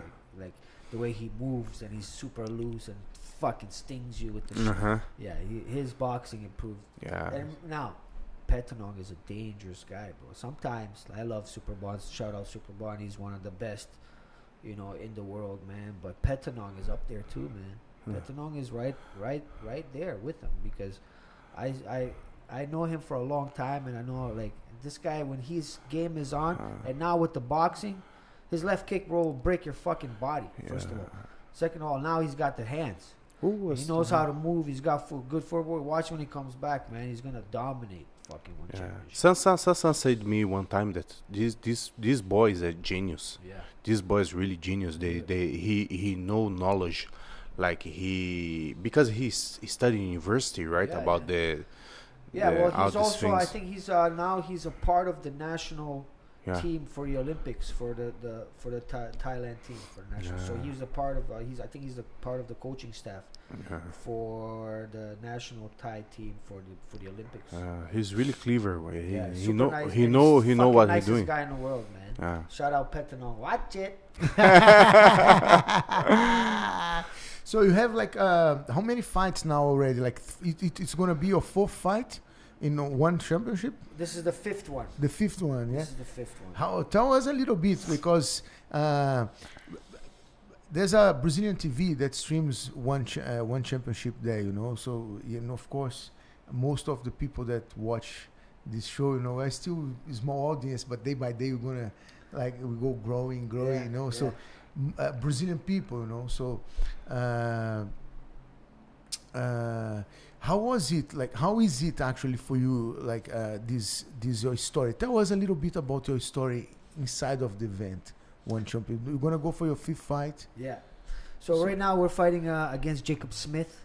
He's number 2 ranked in the division, and I prepared like I prepared last time. Again, I'm not going in with a game plan or nothing. I'm just gonna go in and fight my fight, and I'll figure out the rest. Just like the last fight, man. Go in there calm, find my shots, and not rush. I'm not gonna rush, and I need to win this fight because beat this guy. That means we're number 2. Yeah. Number 1 is Superlek. Superlek is looking to fight Haggerty next, so that leaves room open for 𝘍𝘎𝘎. 𝘍𝘎𝘎 keeps talking about fighting Takeru. Takeru's knee is broken in 2 places, bro. Okay, that's not an easy fucking injury to come back from in 6 months, right? So he keeps talking about Takeru. You ready for me, buddy? Like, I'm coming for you. I'm next. You know what I mean? You need to pay more attention to the people in this division, right? Besides Takeru and all these guys, Takeru is not gonna fight for another year. I promise you that. Knee broken in 2 places, bro. Not easy to recover. That's not an easy injury to come back from, right? So he's gonna have to pay attention because there's a lot of hungry guys in this division. This is the toughest division in the league, I think. My division. It's all killers, man. The little guys are fucking crazy. You know what I mean? The little guys over here in this division, they're all good fighters, man. So Jacob Smith, he's next. Super nice guy. I met him last time at the last event. We became kind of friends, you know. Nice. We talked a lot, and but friendship aside, this is business. Yeah. You know, he's in the way of my. You fought your student. You can fight anyone. Yeah, fight anybody, man. Fight anybody. I'll fight my dad right now. Bring it on, Pops. You're a freak. So what are your expectations from now on inside of the event then? As you are saying now. Just to make it clear, you know. My expectation is to go in there, do the work, and get that money. I'm trying to go for a bonus, you know. You always got to go for the knockout, of course. If it's there, we're gonna take it. If not, it is what it is. But I'm pretty sure I'll find a place. You know, Jacob is very durable. I know. If you guys see, he fought 𝘍𝘅𝙗, and fucking 𝘍𝘅𝙗 lit him up, but he just wouldn't go down, man. He wouldn't back up, and he's a warrior. He's very durable. He's relentless. He wouldn't stop coming. But I think I hit harder than 𝘍𝘅𝙗, and I don't know. I just gotta find that spot. Once I touch him, I think it's lights out. Nice, man. That's great. I heard that you have the this guy have hairy hands. I know. They have his hand In the division. In the division, for sure. Yes, I think I hit the hardest in this division. I don't think nobody's got my power. You have kill power, you know. You have kill power. That's the thing you're born with, you know. Yeah. It's not the thing that you can train until like set. Yeah. Nah? Yeah. But have something that is special, a gift. Right? Gift. It's a gift. You have your gift. It's a gift from my daddy. Yeah, it's a gift. You have a good hands. My dad is almost 80 years old, and he's still fucking stronger than me. Really? This guy is a fucking animal, bro.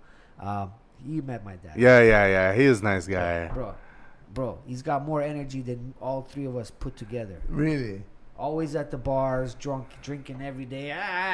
Fucking. He's like, bro, in here he's 27, bro. He's not 80 years old. He doesn't believe that he's that old. He believes that he's in his 20s. Because that's how he acts. He's worse than me, bro. He's wild. He's a wild guy. He's a wild guy. He's just at the bar, drinks every day, comes, fucks around, plays cards with the guys.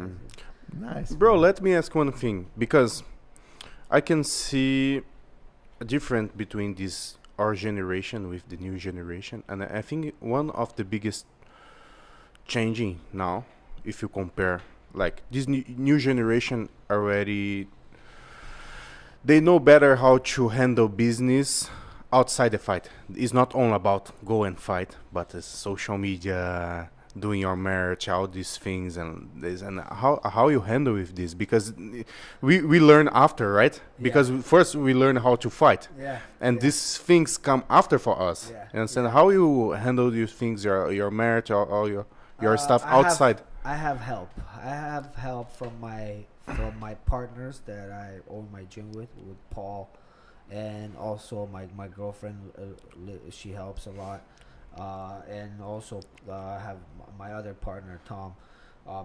They help a lot when it comes to that kind of stuff. They, you know, like me, I'm not a tech savvy guy. I'm a fighter, man. I get hit in the head a lot. You know what I mean? But I'm there when they tell me what I need to do, and I do it. You know. They help me a lot. Definitely. Tom, Paul, and my girlfriend. So you have a team. I have a team great. that helps me with a lot of the merch, the gears, the you know, if I need some graphics for some kind of shit. I even have a fucking walkout music guy. You know, I have a guy who does my walkout music. Really? Shout out words, Andrew, watch it, freaky. I already know. The best rapper in the game, man. He does my walkout music. He's actually working on an album about my fight life. A full album on it. Really? This guy is sick, bro. He's sick, man. Nice. He's sick, man. So we got that. We just got we just had a documentary out. Check that out, Menace to Mentor. And fuck, man, things are just. And again, I have people. I see. That help me with these things. That's the best, I'm right? grateful for them. You know, I'm grateful for them because Without them, it's hard to grow because now all this new social media shit. That's need the to new be world. is how the things You need have to to be adapt. now. Need to adapt, right? Fuck, man. You know, I was talking with 𝘍𝘢𝘭𝘢 about this because I was like a kind of slow for this kind of things, and then 𝘍𝘢𝘭𝘢 give me some advice and that. We need to, yes, slow too. No, you have to adapt. It's a new world, right? And you gotta adapt if you want to stay on top of your things, and you want to make money, especially when it comes to the business side of things. You definitely need to adapt to the new world using social media platforms to advertise yourself, your gear, your merch, or whatever it is, even your fights, events, your business, and your podcast and stuff like that, right? So, and we gotta shut up and fucking. Oh, this is hard. Fuck, cause I hate this shit, right? I hate it, but you gotta adapt. You need to adapt. The world's gonna change. It's part of the fucking world, and we gotta work on getting better at these things. Denis, I want to bring something here, like a part of just this situation when you are in the camp for the fight, but in your normal routine, let's say, how does it work? How is your normal routine? When I'm in a fight camp? Not only in the fight camp, even if you are not in a fight camp. Okay. And what is it? Okay, sorry to interrupt. The day in the life. You want to know the day in the life of the Bosnian Menace? Yes. All right. And let's do it in the fight camp and also outside of the camp. So when I'm in fight camp, I would wake up, super light breakfast, maybe some yogurt with fruits. I'll do my morning training. Usually I would work on my cardio in the morning, salt bike, strength and conditioning, endurance work, muscle endurance, all that kind of stuff. Do that in the morning. If I still have time to do some pads, maybe do some boxing or something like that, then I would have lunch, early lunch, go back to my room, rest, take a nap for a few hours, and then do the afternoon training. Afternoon is more Muay Thai, kickbox, kicking, punching, elbows, stuff like that. Pad work, hard pad work, bag work after that. Then do another type of bag work where you just do boxing on the bag, like there's water bags. I would do that, and then we finish off with sparring at the end, and that would be the day. And then go get some dinner, drink tons of water and rest. Eat some fruits, water. Watch the diet and rest. Train, eat, rest, sleep. Do you have a nutritionist that looks after you? Not really. No, I just over the years I've gotten to know my body, and I don't really. I know what's good, what's not to eat, and I know my body, so nobody can tell me. And do you change something when you are like pre-fight or something? Or well, closer to the fight. I have to start eating a little bit differently. Cut out the carbs, no sugar, no salt, especially during fight week to cut the last little bit of weight. And I basically strict more to like carnivore diet, just meat, straight meat, like whether it's steak or chicken or something like that. Yeah.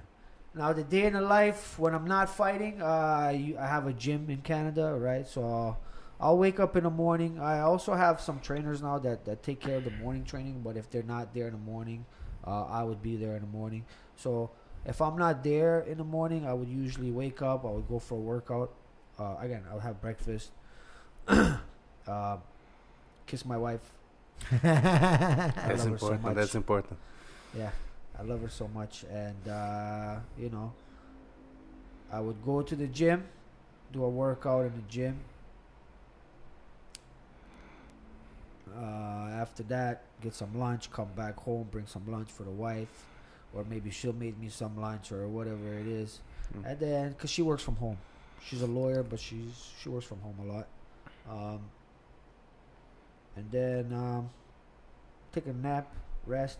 In the evening, I have to teach, right? I have kids class. It starts at 5 o'clock, so do the kids class. Then I have 2 other classes. I have a beginners and then a more advanced class. And then train a little bit with them if I'm feeling like it, if they need some guidance. So basically I run a business and then I go home to my wife. So outside fight camp, you keep your training, like you keep training yourself? Yeah, I mean, I try. I'm not in a camp, but I still try to. I stay active, definitely. I'm not every day, maybe, but I try to stay active. At least 3-4 times a week. Get in there, and I also spar with my guys, right, with my students and stuff like that. I prepare a lot of them now. They're getting their first fight, second fight, stuff like that. So I help them prepare for that, just like we did back home. I use that kind of strategy sometimes, and with a little bit of my own shit. And yeah, man, that's because I understand this concept of camp for a guy like you, dude. I have more than 100 fights and know how to fight, and you already have experience like this and that. But I don't like this kind of thing come to the new blood. You have the guy have 20 years old. I say, hey, bro, are you training? No, I'm not have fight. I just do camp. I thought, what the fuck? You don't know how to fight. You need to train every day, motherfucker. You understand what I mean? No, I'm not in camp. I'm not have fight. I say, bro, you have 20 years old. Yeah, acting like he knows. Yes, he acted already like a superstar. You understand what I mean? No, I'm not in camp. I say, what do you mean camp? You need to train every day. You don't know how to fight. Exactly. Yeah, you gotta stay every day, man. Every day you got. Because look, even I don't care if you fucking been doing any kind of martial arts for 50 years. Yeah. Even a master can learn something. Yeah, 100%. Even a master. Yeah, I get it. I know I've been around, but every day I fucking learn, bro. Every day I learn something in the gym, especially here. Even I learn every day something from my students. Never mind as a coach. You know what I mean? I learn from my students. You know what I mean? I might not learn technique from them or something like that, but I learn like their style, right? Like everybody, like we were talking about this earlier. Everybody has a different style, but I'm gonna learn how to help you make your style better. Yeah. That's what I'm learning, because again, you're learning more each time because everybody's different. That's true. Everybody has something different. When you train for fight, you learn about yourself. When you teach, you learn about people. Right? I think that's very important. And also these fighters nowadays, everybody actually is consuming, we are consuming information all the time. So for sure they go home and they have more information from someone that they see on YouTube or something. Definitely. And then they bring it to the training session 100%. Too. Yeah. And then they can discuss it. Like the Sanchai kick, I throw it all the time. You know what I mean? Something like in the Kunlun fight, I used to throw the Sanchai kick. It was just so fun. I had to try it. I would throw one and throw two. Like every event, I would throw if it's there, I'm gonna throw it. But that's more for the show. You gotta put on. Sometimes you also gotta put on a show for the crowd, because at the end of the day, we're entertainers, right? So you gotta entertain. And the atmosphere there is amazing as well. I mean, in the Lumpini Stadium, even. Yeah, it's fun. That's cool, of course. I mean, fuck any stadium, man. And they love it when they hit. Hey, they go every punch, every kick. Hey. This is crazy, what we're missing. This is what we're missing in other. Like when we have events in different countries. In different countries don't have the same, right? They don't have that, man. But in Thailand, they really participate. They look like they're fighting with you. It's the best place to fight. Really? Because the energy is different in there, man. That shit, every time you punch something, the crowd goes, and that fuels you with energy. Nice. Have you fought in Raja? No. That they have a different vibe too. As an spectator, for example, I went there another day to watch a fight. I was like, "Fuck, it's a nice place. This place is amazing, bro." But it's a nice place. They have the band playing live, and then you have. I love being there. But I tell you one thing, Brazil have such heavy environment for fight too, bro. Yeah, because I've been in many countries. No, I haven't. That's one place I want to go. That's tough. But it's just the people there, man. Yeah. You know what? I was when you were introducing the show and when you were talking, man, this language seems so fun. Like when you guys are talking, it's like a fucking party. You know what I mean? It's like when you're talking, it's like I'm at a fucking club right now. So like it's just that vibe that you guys have. It's beautiful, man. I love it. In Brazil, we have the very famous one that everybody's saying the fight is, vai morrer, né? Vai morrer. It's like, you're gonna die. They say it a lot when they go fighting there. Yes. When foreigners gonna fight in there, that's a very most common one. Yeah. You see in Chinese, they say, chayo. Here, oi, in Brazil, vai morrer, you're gonna die. What does chayo mean? So like, let's go, power, right? Yeah, like fight on. From let's go to you're gonna die, you know? You're gonna die. Yeah. Oh, yeah, amazing, man. I always want to go Brazil, man. One time I was young. I was like teenager. I was seeing a show in Brazil. I even was not pro, I was just training. I was not fighter. I was like 16. Bro, in the middle of the fight, they throw one chair inside the ring. They throw one chair inside the ring and start fight. Finish. Yes, that was like big problem. Big Brazil is crazy. Big trouble. Man, what was your hardest fight? Hardest fight. Fuck. Hardest fight. I want to know your hardest fight and your hardest opponent, because it can be different, yes? I fought K1 World Max. I fought 𝘍𝘢𝘭𝘢. At this time, he was like one of the best guys to come out of Thailand. He was Lumpini champion, wrestling champion. I remember him being pretty fucking tough. He broke my foot with a kick, bro. Really? I went to block in the third round. He kicked me. I went to block his kick, and he fucking hit my foot, and he broke my foot. And could you keep? I still fought, but it was hard to walk after. Because during the fight, the adrenaline is still, you're not, like, I felt it, but it wasn't, like, painful. But, after the fight, bro. Yeah, after the fight, you get a fucking. Walking. Yeah, he broke my foot with a kick. He was a tough one. Let me see. I fought another tough guy. He was a ex-UFC fighter, 𝘍𝘢𝘭𝘢 𝘍𝘢𝘭𝘢. It was an MMA fight. He was pretty tough. He gave me a go. A little bit taller guy, ex-UFC fuck, guy. I had cramp here. But shit. We got cramp. I need water. I need to drink more water for sure. Fuck. Sorry. So was he your hardest, like them? No, you said. Like I said, I can't pick one, but I can tell you a few that I've had. 𝘨𝑚 was definitely one of them. China. Actually, we had a Wang Ben. That boy in China. That boy in China I fought against in Sanya. Tall. He also fought in one championship. He was the champion, right? On a Kulun fight. Yeah. On the 60 kilogram. Yeah.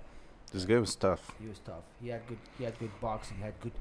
He was long. He was super fast. He had good boxing and good footwork. Well. He was fucking fast. I couldn't catch him. And he was long. And every time I come in, he was just like, bah, bah, bah, bah, bah. But it's just like pitter patter. So I got fucking mad. I just come fucking. 𝘍𝘢𝘭𝘢 𝘍𝘢𝘭𝘢 was the same weight class as you. Yeah. 𝘍𝘢𝘭𝘢, right? Yeah. This guy was good too. You fight against him? He was the champ. He was the champ. champ. I didn't get to fight him. We were in this tournament together. But remember, I fought the guy from the Beijing team. 𝘍𝘢𝘭𝘢. Bro, this guy, yeah. He was good. I fought him, but I felt like I beat him that fight. But they gave him the fight. Yeah. Yeah. Bro, we went the distance. And then they give us an extra round, right? Because it was a tie.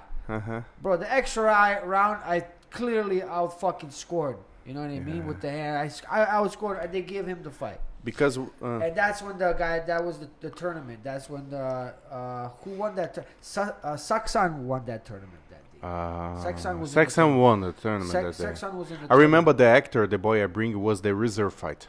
He fight the reserve, as a reserve. On that show? That time, yes. Oh, Hector Santiago. He fight the reserve, the Brazilian. Because like this, bro, when they have a extra round, all the rounds was before. It's like cancel. Like, fuck off now. Just the extra round gonna. Oh really? Yes. Yeah, but I I fucking won. I outscored that guy. Yeah. That extra round, and they gave it to the other guy. But then what they did is they gave me a rematch. I Right? I remember that. And then we went to the distance again to fucking extra round. And then this time they gave it to me. I'm just like, a lot of shit happened, man. A lot of shit was going on. I don't want to talk about the fucking behind the scenes. You know what I mean? 'Cause a lot of shit was happening, but we're not gonna talk about that. But it is what it is, man. It's all about experience. Just I'm just glad that I get to enjoy the fucking journey. Yeah. You know, for me, it was more about entertaining the crowd and trying to win the crowd than winning fights, because you're not gonna win all the fucking fights. Yeah. Bro. You know what I mean? Yeah. And it's sometimes you're gonna lose. You're gonna feel bad about it if you did bad. But if you performed well and you won that crowd, you won, bro. Fuck that fucking decision shit. At the end of the day, the decision, whatever. That's their opinion. But the main thing is to win the crowd, people who are watching, because they're the ones that's gonna bring you back, not because you won or lost. I'd rather lose a great fight than win a bullshit fight. You know what I mean? Yeah. Just because of the entertainment, right?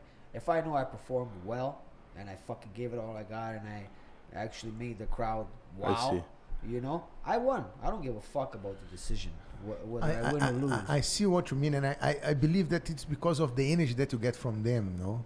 What do you think? Yeah. Like when you get this energy from the crowd, man, this is like I said earlier, we're entertainers. We have to entertain, right? So that's my number one outlook on this fight life is basically entertainment. Entertain, man. Go out there, perform. That's a good point, bro. That's the people I think have many young boys they don't understand. Pro fight is more about entertainment than sport. Like you can say that's a sport, but it's a sport for sure. But it's in both worlds, right? So yes, it's both. Yes, but I think it's more entertaining for sure. 100%. 100%. Because look, you got guys who in these Friday fight nights, they're just one contract fights these guys get. But even if they lose, if they performed well and the crowd, he's a crowd pleaser, he's gonna get another fight. So they get another opportunity. He's gonna get another opportunity for sure. Good point that you touch now. So what is the difference between the contracts that you have inside of one championship? What do you mean? Sorry, say that again. Well, in the event you have, as you said, you have these guys that they fight Friday nights, and mostly they have one contract for one. Their contract so Friday is night per fight, fight, the Friday night fight is more like a road to one, and then I fight on the fight night. My shit's called fight night. Fight night, right? So the Friday night fight is it's a one fight contracts usually, I think, and then it's like road to one to the big show. Yeah. If you win I think 4 in a row, you can get a big $100,000 contract for the big show. That's when and they would have the big shows once a month. Once every month they would have the big show, and the big show usually is aired on Amazon Prime for the American fans as well, right?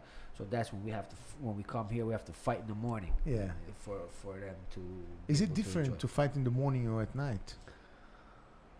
You know what, man. These guys always tell you need to train more in the morning and get used to it, bro. You know what, man? When that fucking adrenaline hits. It doesn't matter what time it is. Can be 4 a.m. You know what I mean? It doesn't matter what time it is. You know what I mean? When you're in there and adrenaline hits you, buddy, you're awake. You know what I mean? It doesn't matter if it's 3 in the morning or fucking 5 at night. It's the same. It's the same shit. I think. I experienced it last time, and I didn't feel like. I kind of like it. The earlier, the better, because I get to enjoy the rest of my day. You know what I mean? And celebrate properly, Fuck yeah, man. More time for party, eh? Yeah, more time for fucking celebration. Yeah, boy, watch it. Man, what are your favorite fighters, man? Can be from the past or nowadays. What are your favorite fighters? The guys that you really enjoyed, like really enjoyed like watching them fighting, that inspired you. 𝘍𝘭𝘢, Saenchai, John Jones, Are we gonna talk about just Muay Thai, or you want to talk about In general. You can say how many you want, you know. I used to like this little guy called Mike Zambitis. You guys remember? Wow, this guy's sick. My kind of guy, little short like me, but fucking bombs in his hand. Zambids against Shahid in 2000. I forgot that Yeah, year. he was sick. Was he like was crazy. I like him because he was just a little fucking devil, a little Tasmanian devil. Yeah, he was sick. Melvin Manhoff. Of my half. One of my favorite guys. That guy, when he walks into the only thing with him, he had a weak fucking chin. But bro, that guy was a fucking animal. I think because he fought against big guys, bro. He was not heavyweight. No. He was 85 kilograms or something like that. But that time we not promote. They don't promote too much this weight class, right? Or 7 kilogram or heavyweight. Yeah. That time in kickboxing. Yeah. That's why he get plugged all the time. Yeah. He was a fucking fun to watch, man. Yeah, those guys. Melvin Manhoff, man. Marvelous Melvin Manhoff. Check him out, man. He was fucking beast, that guy, man. The one crazy that I was really crazy I like to see that time too was Gago Drago. You remember? Gago Drago was sick. There was a Brazilian guy, MMA guy. He was Hector. He was fucking crazy. Hector, MMA guy. I think he was in Bellator. MMA? No, MMA. I don't know the guy from MMA. Hector. The fuck was his last name? Hector Manhoff? No, Manhoff. That's fucking Hector something, man. Lombard. Hector Lombard. Ah. That's what it was. You fought in Bellator, right? I did, yeah. Yeah. I did. I fought in Bellator 57. I think it was Bellator 57, 2011. I fought against Chuck Mady. Chuck Mady, who I fought fucking 3 other times before that, or 2 other times before that, or something like that. He won the first fight, and then I won the second fight, and then our third fight was in Bellator. Then I just fucking wiped the floor with him. Shout out Chuck Mady, watch it, freak. Fucking funny, man. Denis, you said before about the fighters now in one championship as well, but I want to insist in my question. So what do you see now to your way that is coming for you, and what do you want? Who? I say what, but actually my question is who? Rodtang, you fucking freaks. I'm only here for Rodtang, and I can't wait to get that fight. And you know what's crazy is that he's focused on Haggerty and fucking Takeru. Like, there's other guys that are there. Haggerty already beat, bro. Stop talking about Haggerty, okay? Haggerty is in a different weight class. You're in our weight class. Focus on us. Rodtang is who I'm coming for, and I'm not gonna stop until I get that fight.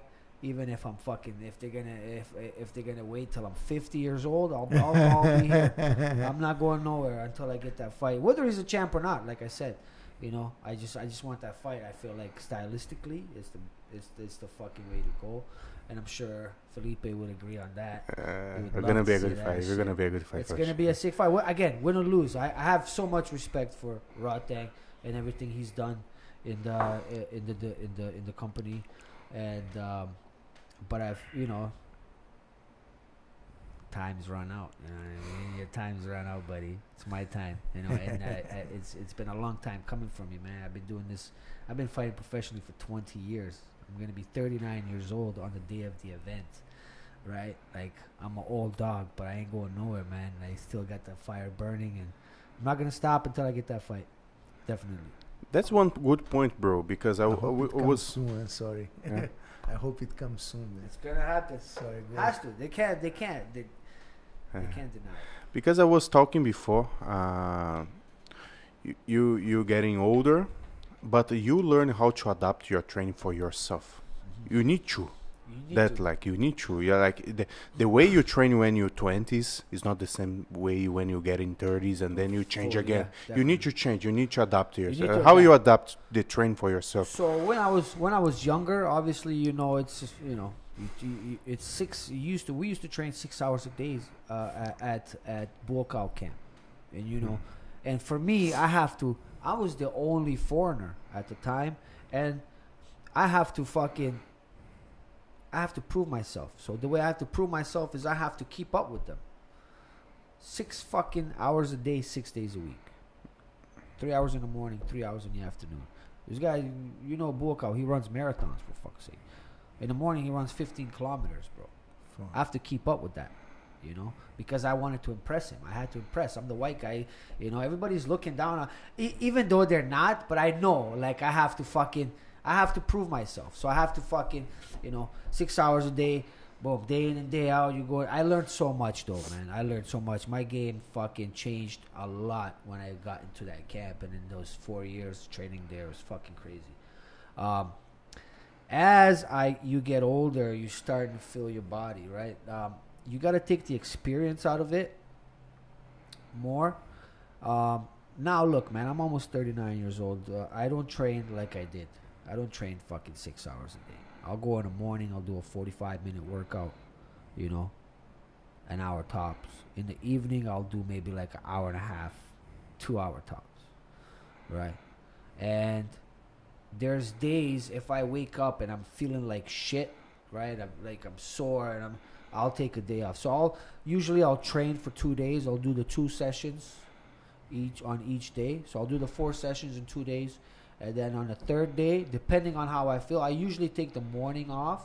If I'm feeling okay by the afternoon, like, and I can perform at 100%, then I would go and train, right? Mm-hmm. But if I can't perform, like if I'll go and I'm feeling heavy and this, you know, take the fucking day off, man. Go rest. You know, maybe hit up a sauna, eat some good, drink lots of water, come back tomorrow. That's a good point. Come back tomorrow, you're gonna feel better. Sometimes, man, you have to listen to your body, especially at this age.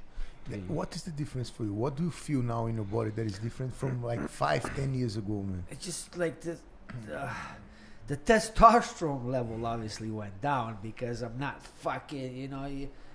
Again, at this age, you can't be in the gym 6 hours a day, man. You know, before you had to because we had a lot to learn. Yeah. We had a lot to learn. You know what I mean? In 20s, you know, early 30s, I'm still learning. We're still learning. This is why we train so much. You learn, right?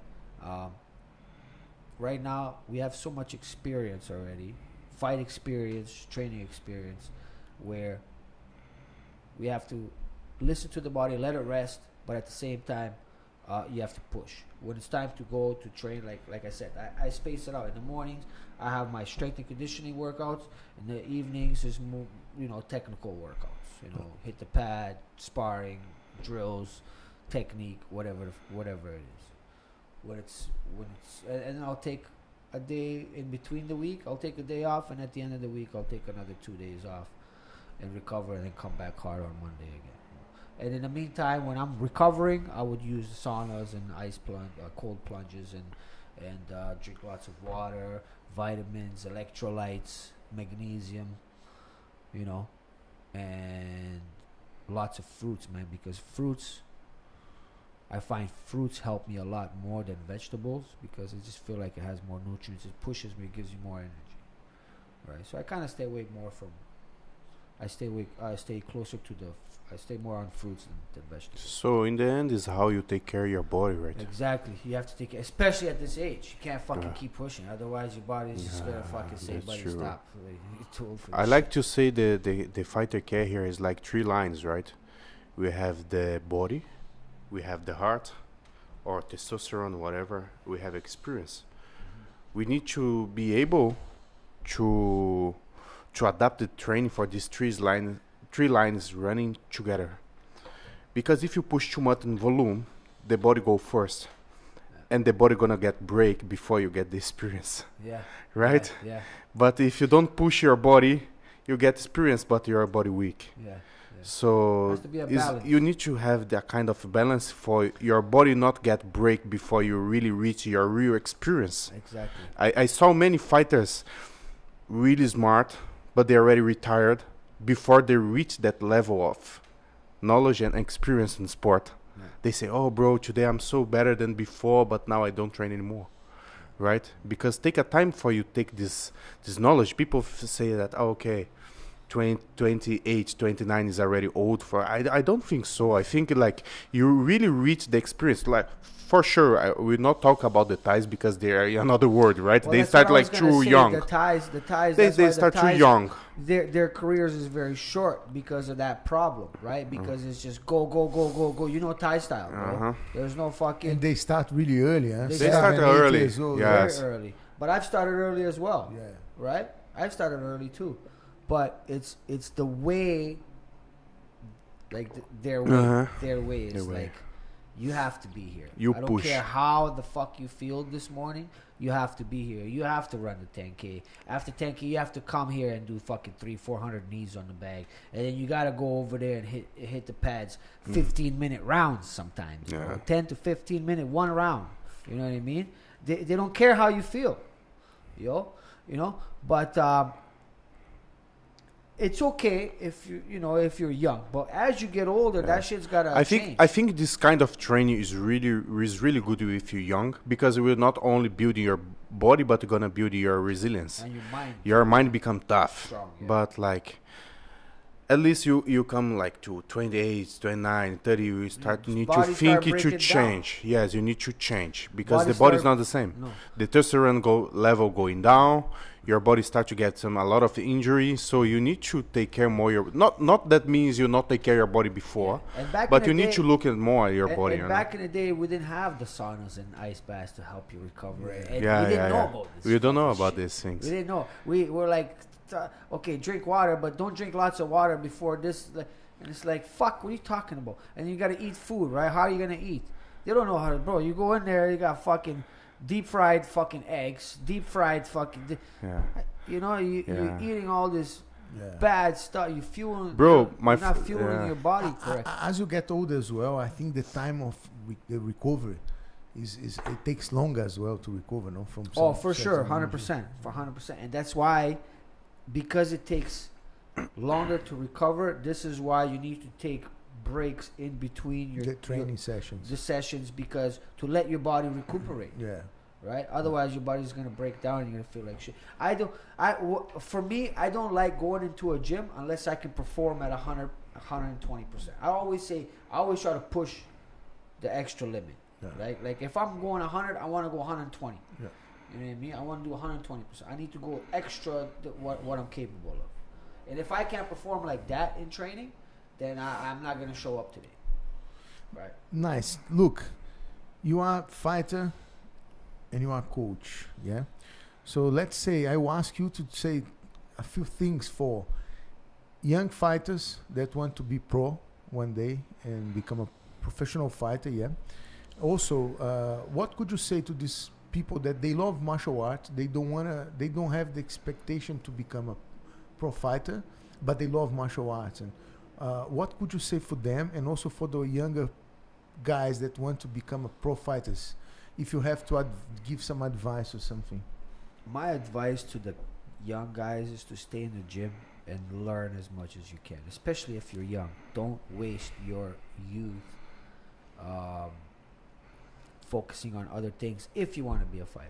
Doesn't matter how old you are, right? It can be 8, forget camps. And forget about the fucking camps, because camps are for you to get in shape more than it is for you to learn. You're not going to learn nothing in the camp. Like to you might learn a couple thing for that fight. Sharpen you up. Exactly. Yeah. But before this shit, you need to be in the gym learning, working on your footwork, your punches. You gotta make everything perfect.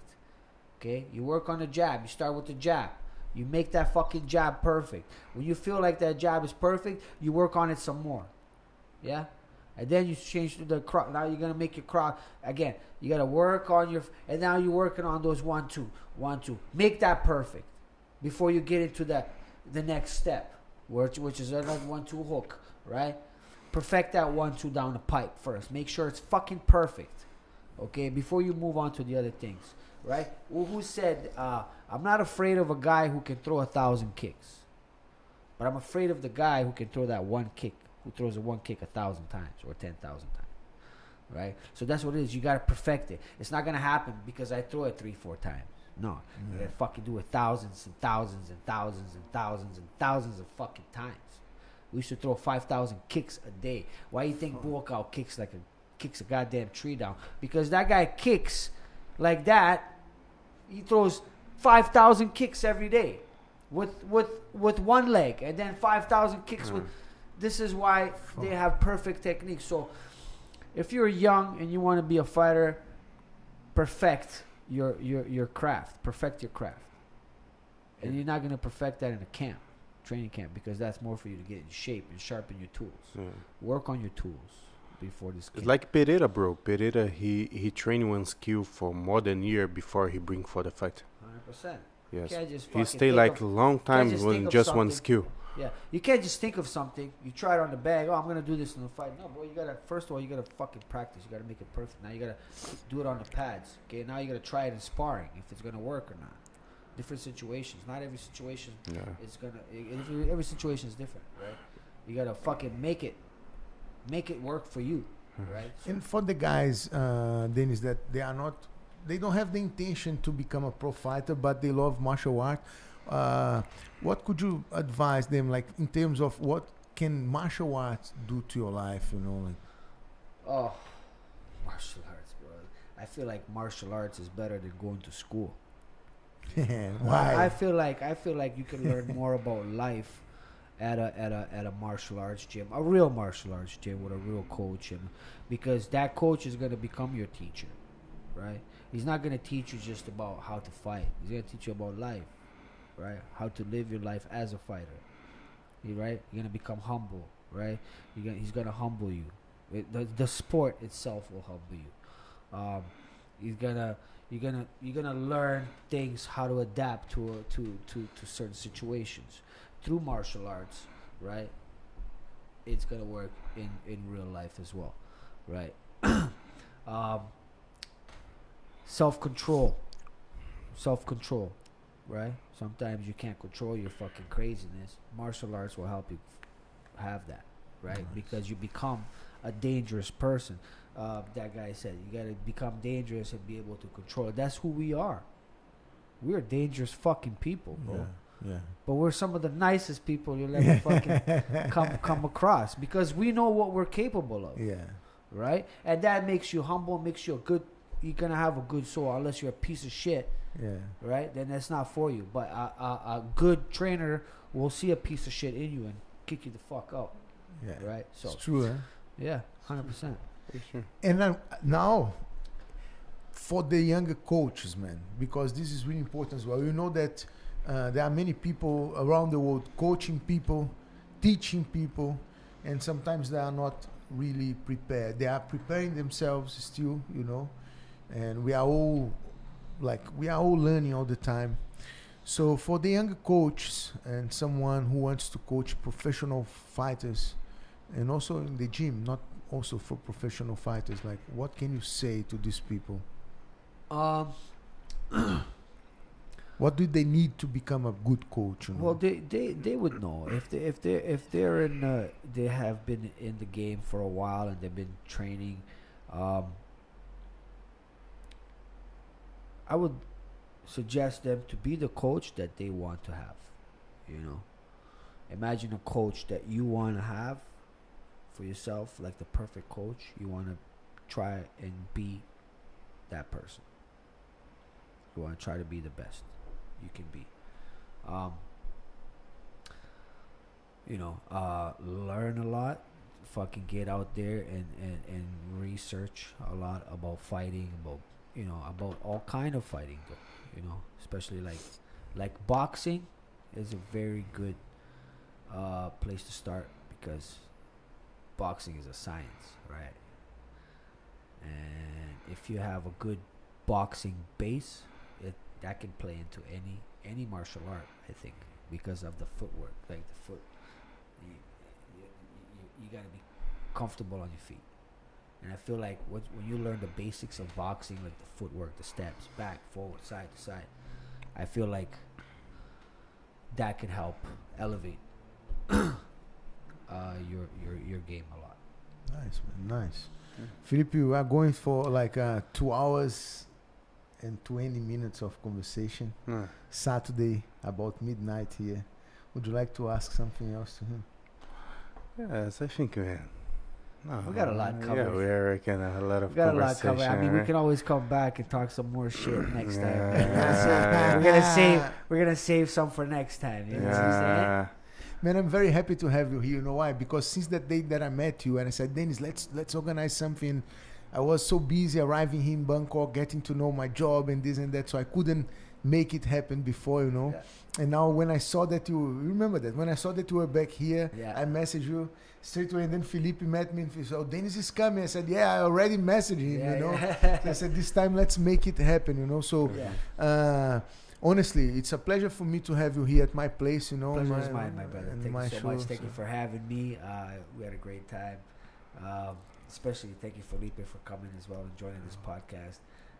It was, we had good talk and brought back some great memories.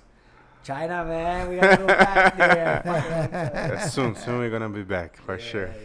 Man, I always ask my guests, like before we finish the show, to say something to the audience that is there watching. So that not necessarily to one specific kind of person, like fighters or not, but in general. And also, especially now that I know that Brazilian fans can watch you guys fighting here, because one championship is streamed there. I think every week. I'm not sure, but the big events for sure. Yeah. So. Especially for that, if you want to say something, please. Again, thank you very much for coming. Thank you so much. No, thank you so much for everybody else out there. Shit, man, let's stay positive. You know, a lot of tragedies going on in the world right now with all these wars and bullshit. You know, if we can just maybe pray for these people and try to bring peace to the world. You know, we're all the same, man. I feel like you know. This race shit and these race wars or whatever the fuck they call them, you know, this shit needs to stop, because we all come from the same planet, man. I feel like we're all brothers and sisters here, and we need to just spread positivity, love, and we gotta love each other, man. Let's help each other grow. Let's help each other be positive, have good lives, and love each other, man, because, you know, life is short, man, and let's try to make the best of this life that we got. You know, follow your dreams, man. Don't be afraid to follow your fucking dreams, because, you know, you never know what's on the other side of that comfort zone. Like, you got to step out of your comfort zone, because you never know what's out there waiting for you. There's so much opportunity. The world is a big place, you know. If you feel like you're stuck somewhere and you don't know what to do with your life, take a fucking vacation, man. Spend a little bit of money. Go somewhere. I always said, man, best thing I've ever done for myself is stepping out of my comfort zone, coming to Thailand and living in Thailand, because I really found myself here. I really found myself. I found who I want to be. I found what I wanted to do. I found goodness in my heart, because I was as a teenager, as a youth growing up, you know, coming from a war country and growing up in the streets with some fucking all these gangs around and shit. You need to fucking be positive and step out of your comfort zone, because there's so many doors that can open for you when you're out there and experiencing life. You know what I mean? And like I said, don't be afraid of chasing your dreams, man, because you never know what's out there, man. You can be whatever you want to be, as long as you take one step towards your goal every day, and you'll see your path change. Definitely. Nice, man. Nice. You said that you find yourself here. So before you finish, now you have to know about it. You said that you found yourself here in Thailand. You know? I found myself. Why? It's just I was alone. You know, again, I had to adapt. I came here. I had to adapt to a third world country. You know, I came from Canada to here, and it's different. Everything was different. Totally different culture. Totally different culture. Like, it's night and day. You had to adapt, and you know, I feel like that. Me adapting had to do a lot with it, because it helped me find myself and what I want to do and what it helped me and it opened a lot of doors. You know, it changed who I really am because of the lifestyle that I had before I came out here. You know, it wasn't going on a good. I wasn't on a good path. I was on a path of destruction in my life. Once coming here, it changed everything because I actually got back on my path when I was here, where I was destined to be, right? So this helped me find my destiny. Can you say that this experience humbled yourself as well? 100%, 100%. Nice, man. Nice. Living abroad is crazy. And about you, Felipe? Thank you very much, man, once more for coming to the my show. Pleasure, bro. My pleasure. I'm sure Felipe can relate to this because you know he's also been doing the same thing as me. And look at him now. He doesn't even want to fucking leave, man. He's stuck. He's Thai I'm guy stuck now. in here. Look, he even turned Thai. Look, he even looks Thai now. And he speaks like them, huh? Yeah. Man, thank you very much again for coming here. My pleasure, bro. Last time we met on the show, because now we are neighbors here, Yeah. But last time we met on the show, Felipe went from here to Phuket because I was doing the show there when I lived in Phuket. Mm-hmm. So he came That there. was nice. Yeah, that was nice. That's nice. Fucking Phuket's nice. Phuket is amazing, yeah. He loves Phuket. He loves Phuket. Fucking love it. Me too, man. I love anything near the beaches, islands like Samui. I fucking love that shit, man. Amazing, And it's a nice atmosphere for a fighter, like training and Yeah. shit. You got the hills. That's true. You They got have everything. And the air is nice and clean, and you know it's a perfect place if you want to get For ready training. for a fight. For a Yeah, training. get ready as for a long fight. as you have a good gym, because a lot of gyms, there's a lot of MMA now there, right? So MMA, a lot of these gyms, MMA is better than Muay Thai. Right? So it's hard. Like Muay Thai is better in Bangkok, which is why I'm training here. But if you're an MMA fighter, you go to Phuket, you're gonna have some good fucking training, man. Some of the best training in the world. Nice, nice. Thank you very much again, man. I will ask you also to say something to people who are watching us. So something like I just want to compliment this, and same as Denis say, that follow your dreams and keep your path. I know that it's very difficult because many things around try to distract you to other ways, to other place. But if you love something, just keep in focus and just step by step. Because sometimes you cannot see a light in the end of the tunnel, right? Yeah. Yes, but you need to step by step. You understand? That's it. That's it. That's Guys, it. Thank you very much again for coming here. Huh? Thank you very much. Thank you very much. Pleasure, man. It was amazing, man. I'm very happy, and for me this is very challenging, you know. Like I believe for you too, because you are here doing like a episode in English. Yeah, the first in English episode is no easy, bro. That's no easy, You huh? guys did amazing, man. You guys did great. you very Some much, good man. questions Yeah. and good partner to have on the podcast. And My English is okay, right? Size China. man, your English is night and day from China. I'll tell you that, Bro. And even your pronunciations, a lot of it is getting there. You know, sometimes you have that Brazilian accent, you don't finish it sometimes, but it's much better. Much better. Thank you, brother. I'm proud of you. I learned Kung Fu in Brazil and English in China. Yo, bro, actually, since we're talking about that, you know there's a lot of English teachers in China, right? Yeah, true.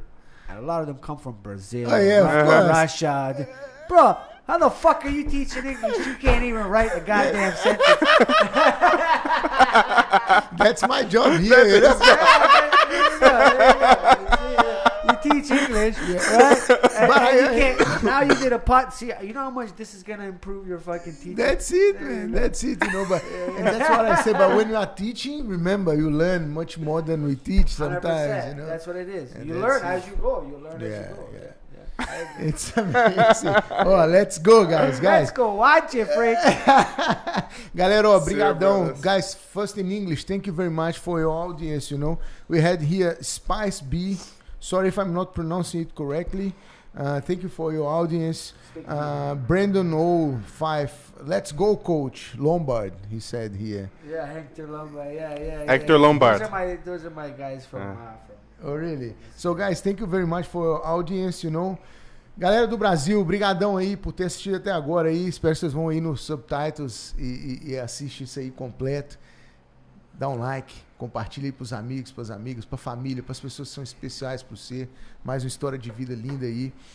A intenção do programa é sempre compartilhar a vida do brasileiro pelo mundo afora e das pessoas de um modo geral. Hoje a gente teve o Denis aqui, que é um cara que conviveu com o Felipe um tempo na China, tem toda essa relação com o Brasil também, né? Treina com brasileiros também, já lutou e tudo mais. Então é sempre uma honra conhecer um pouco mais aí.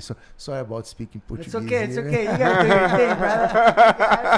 Beleza? Brigadão e uma ótima semana pra todo mundo. Fique com Deus aí, tudo de bom assim.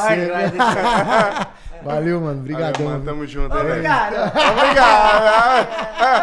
Obrigado. Obrigado.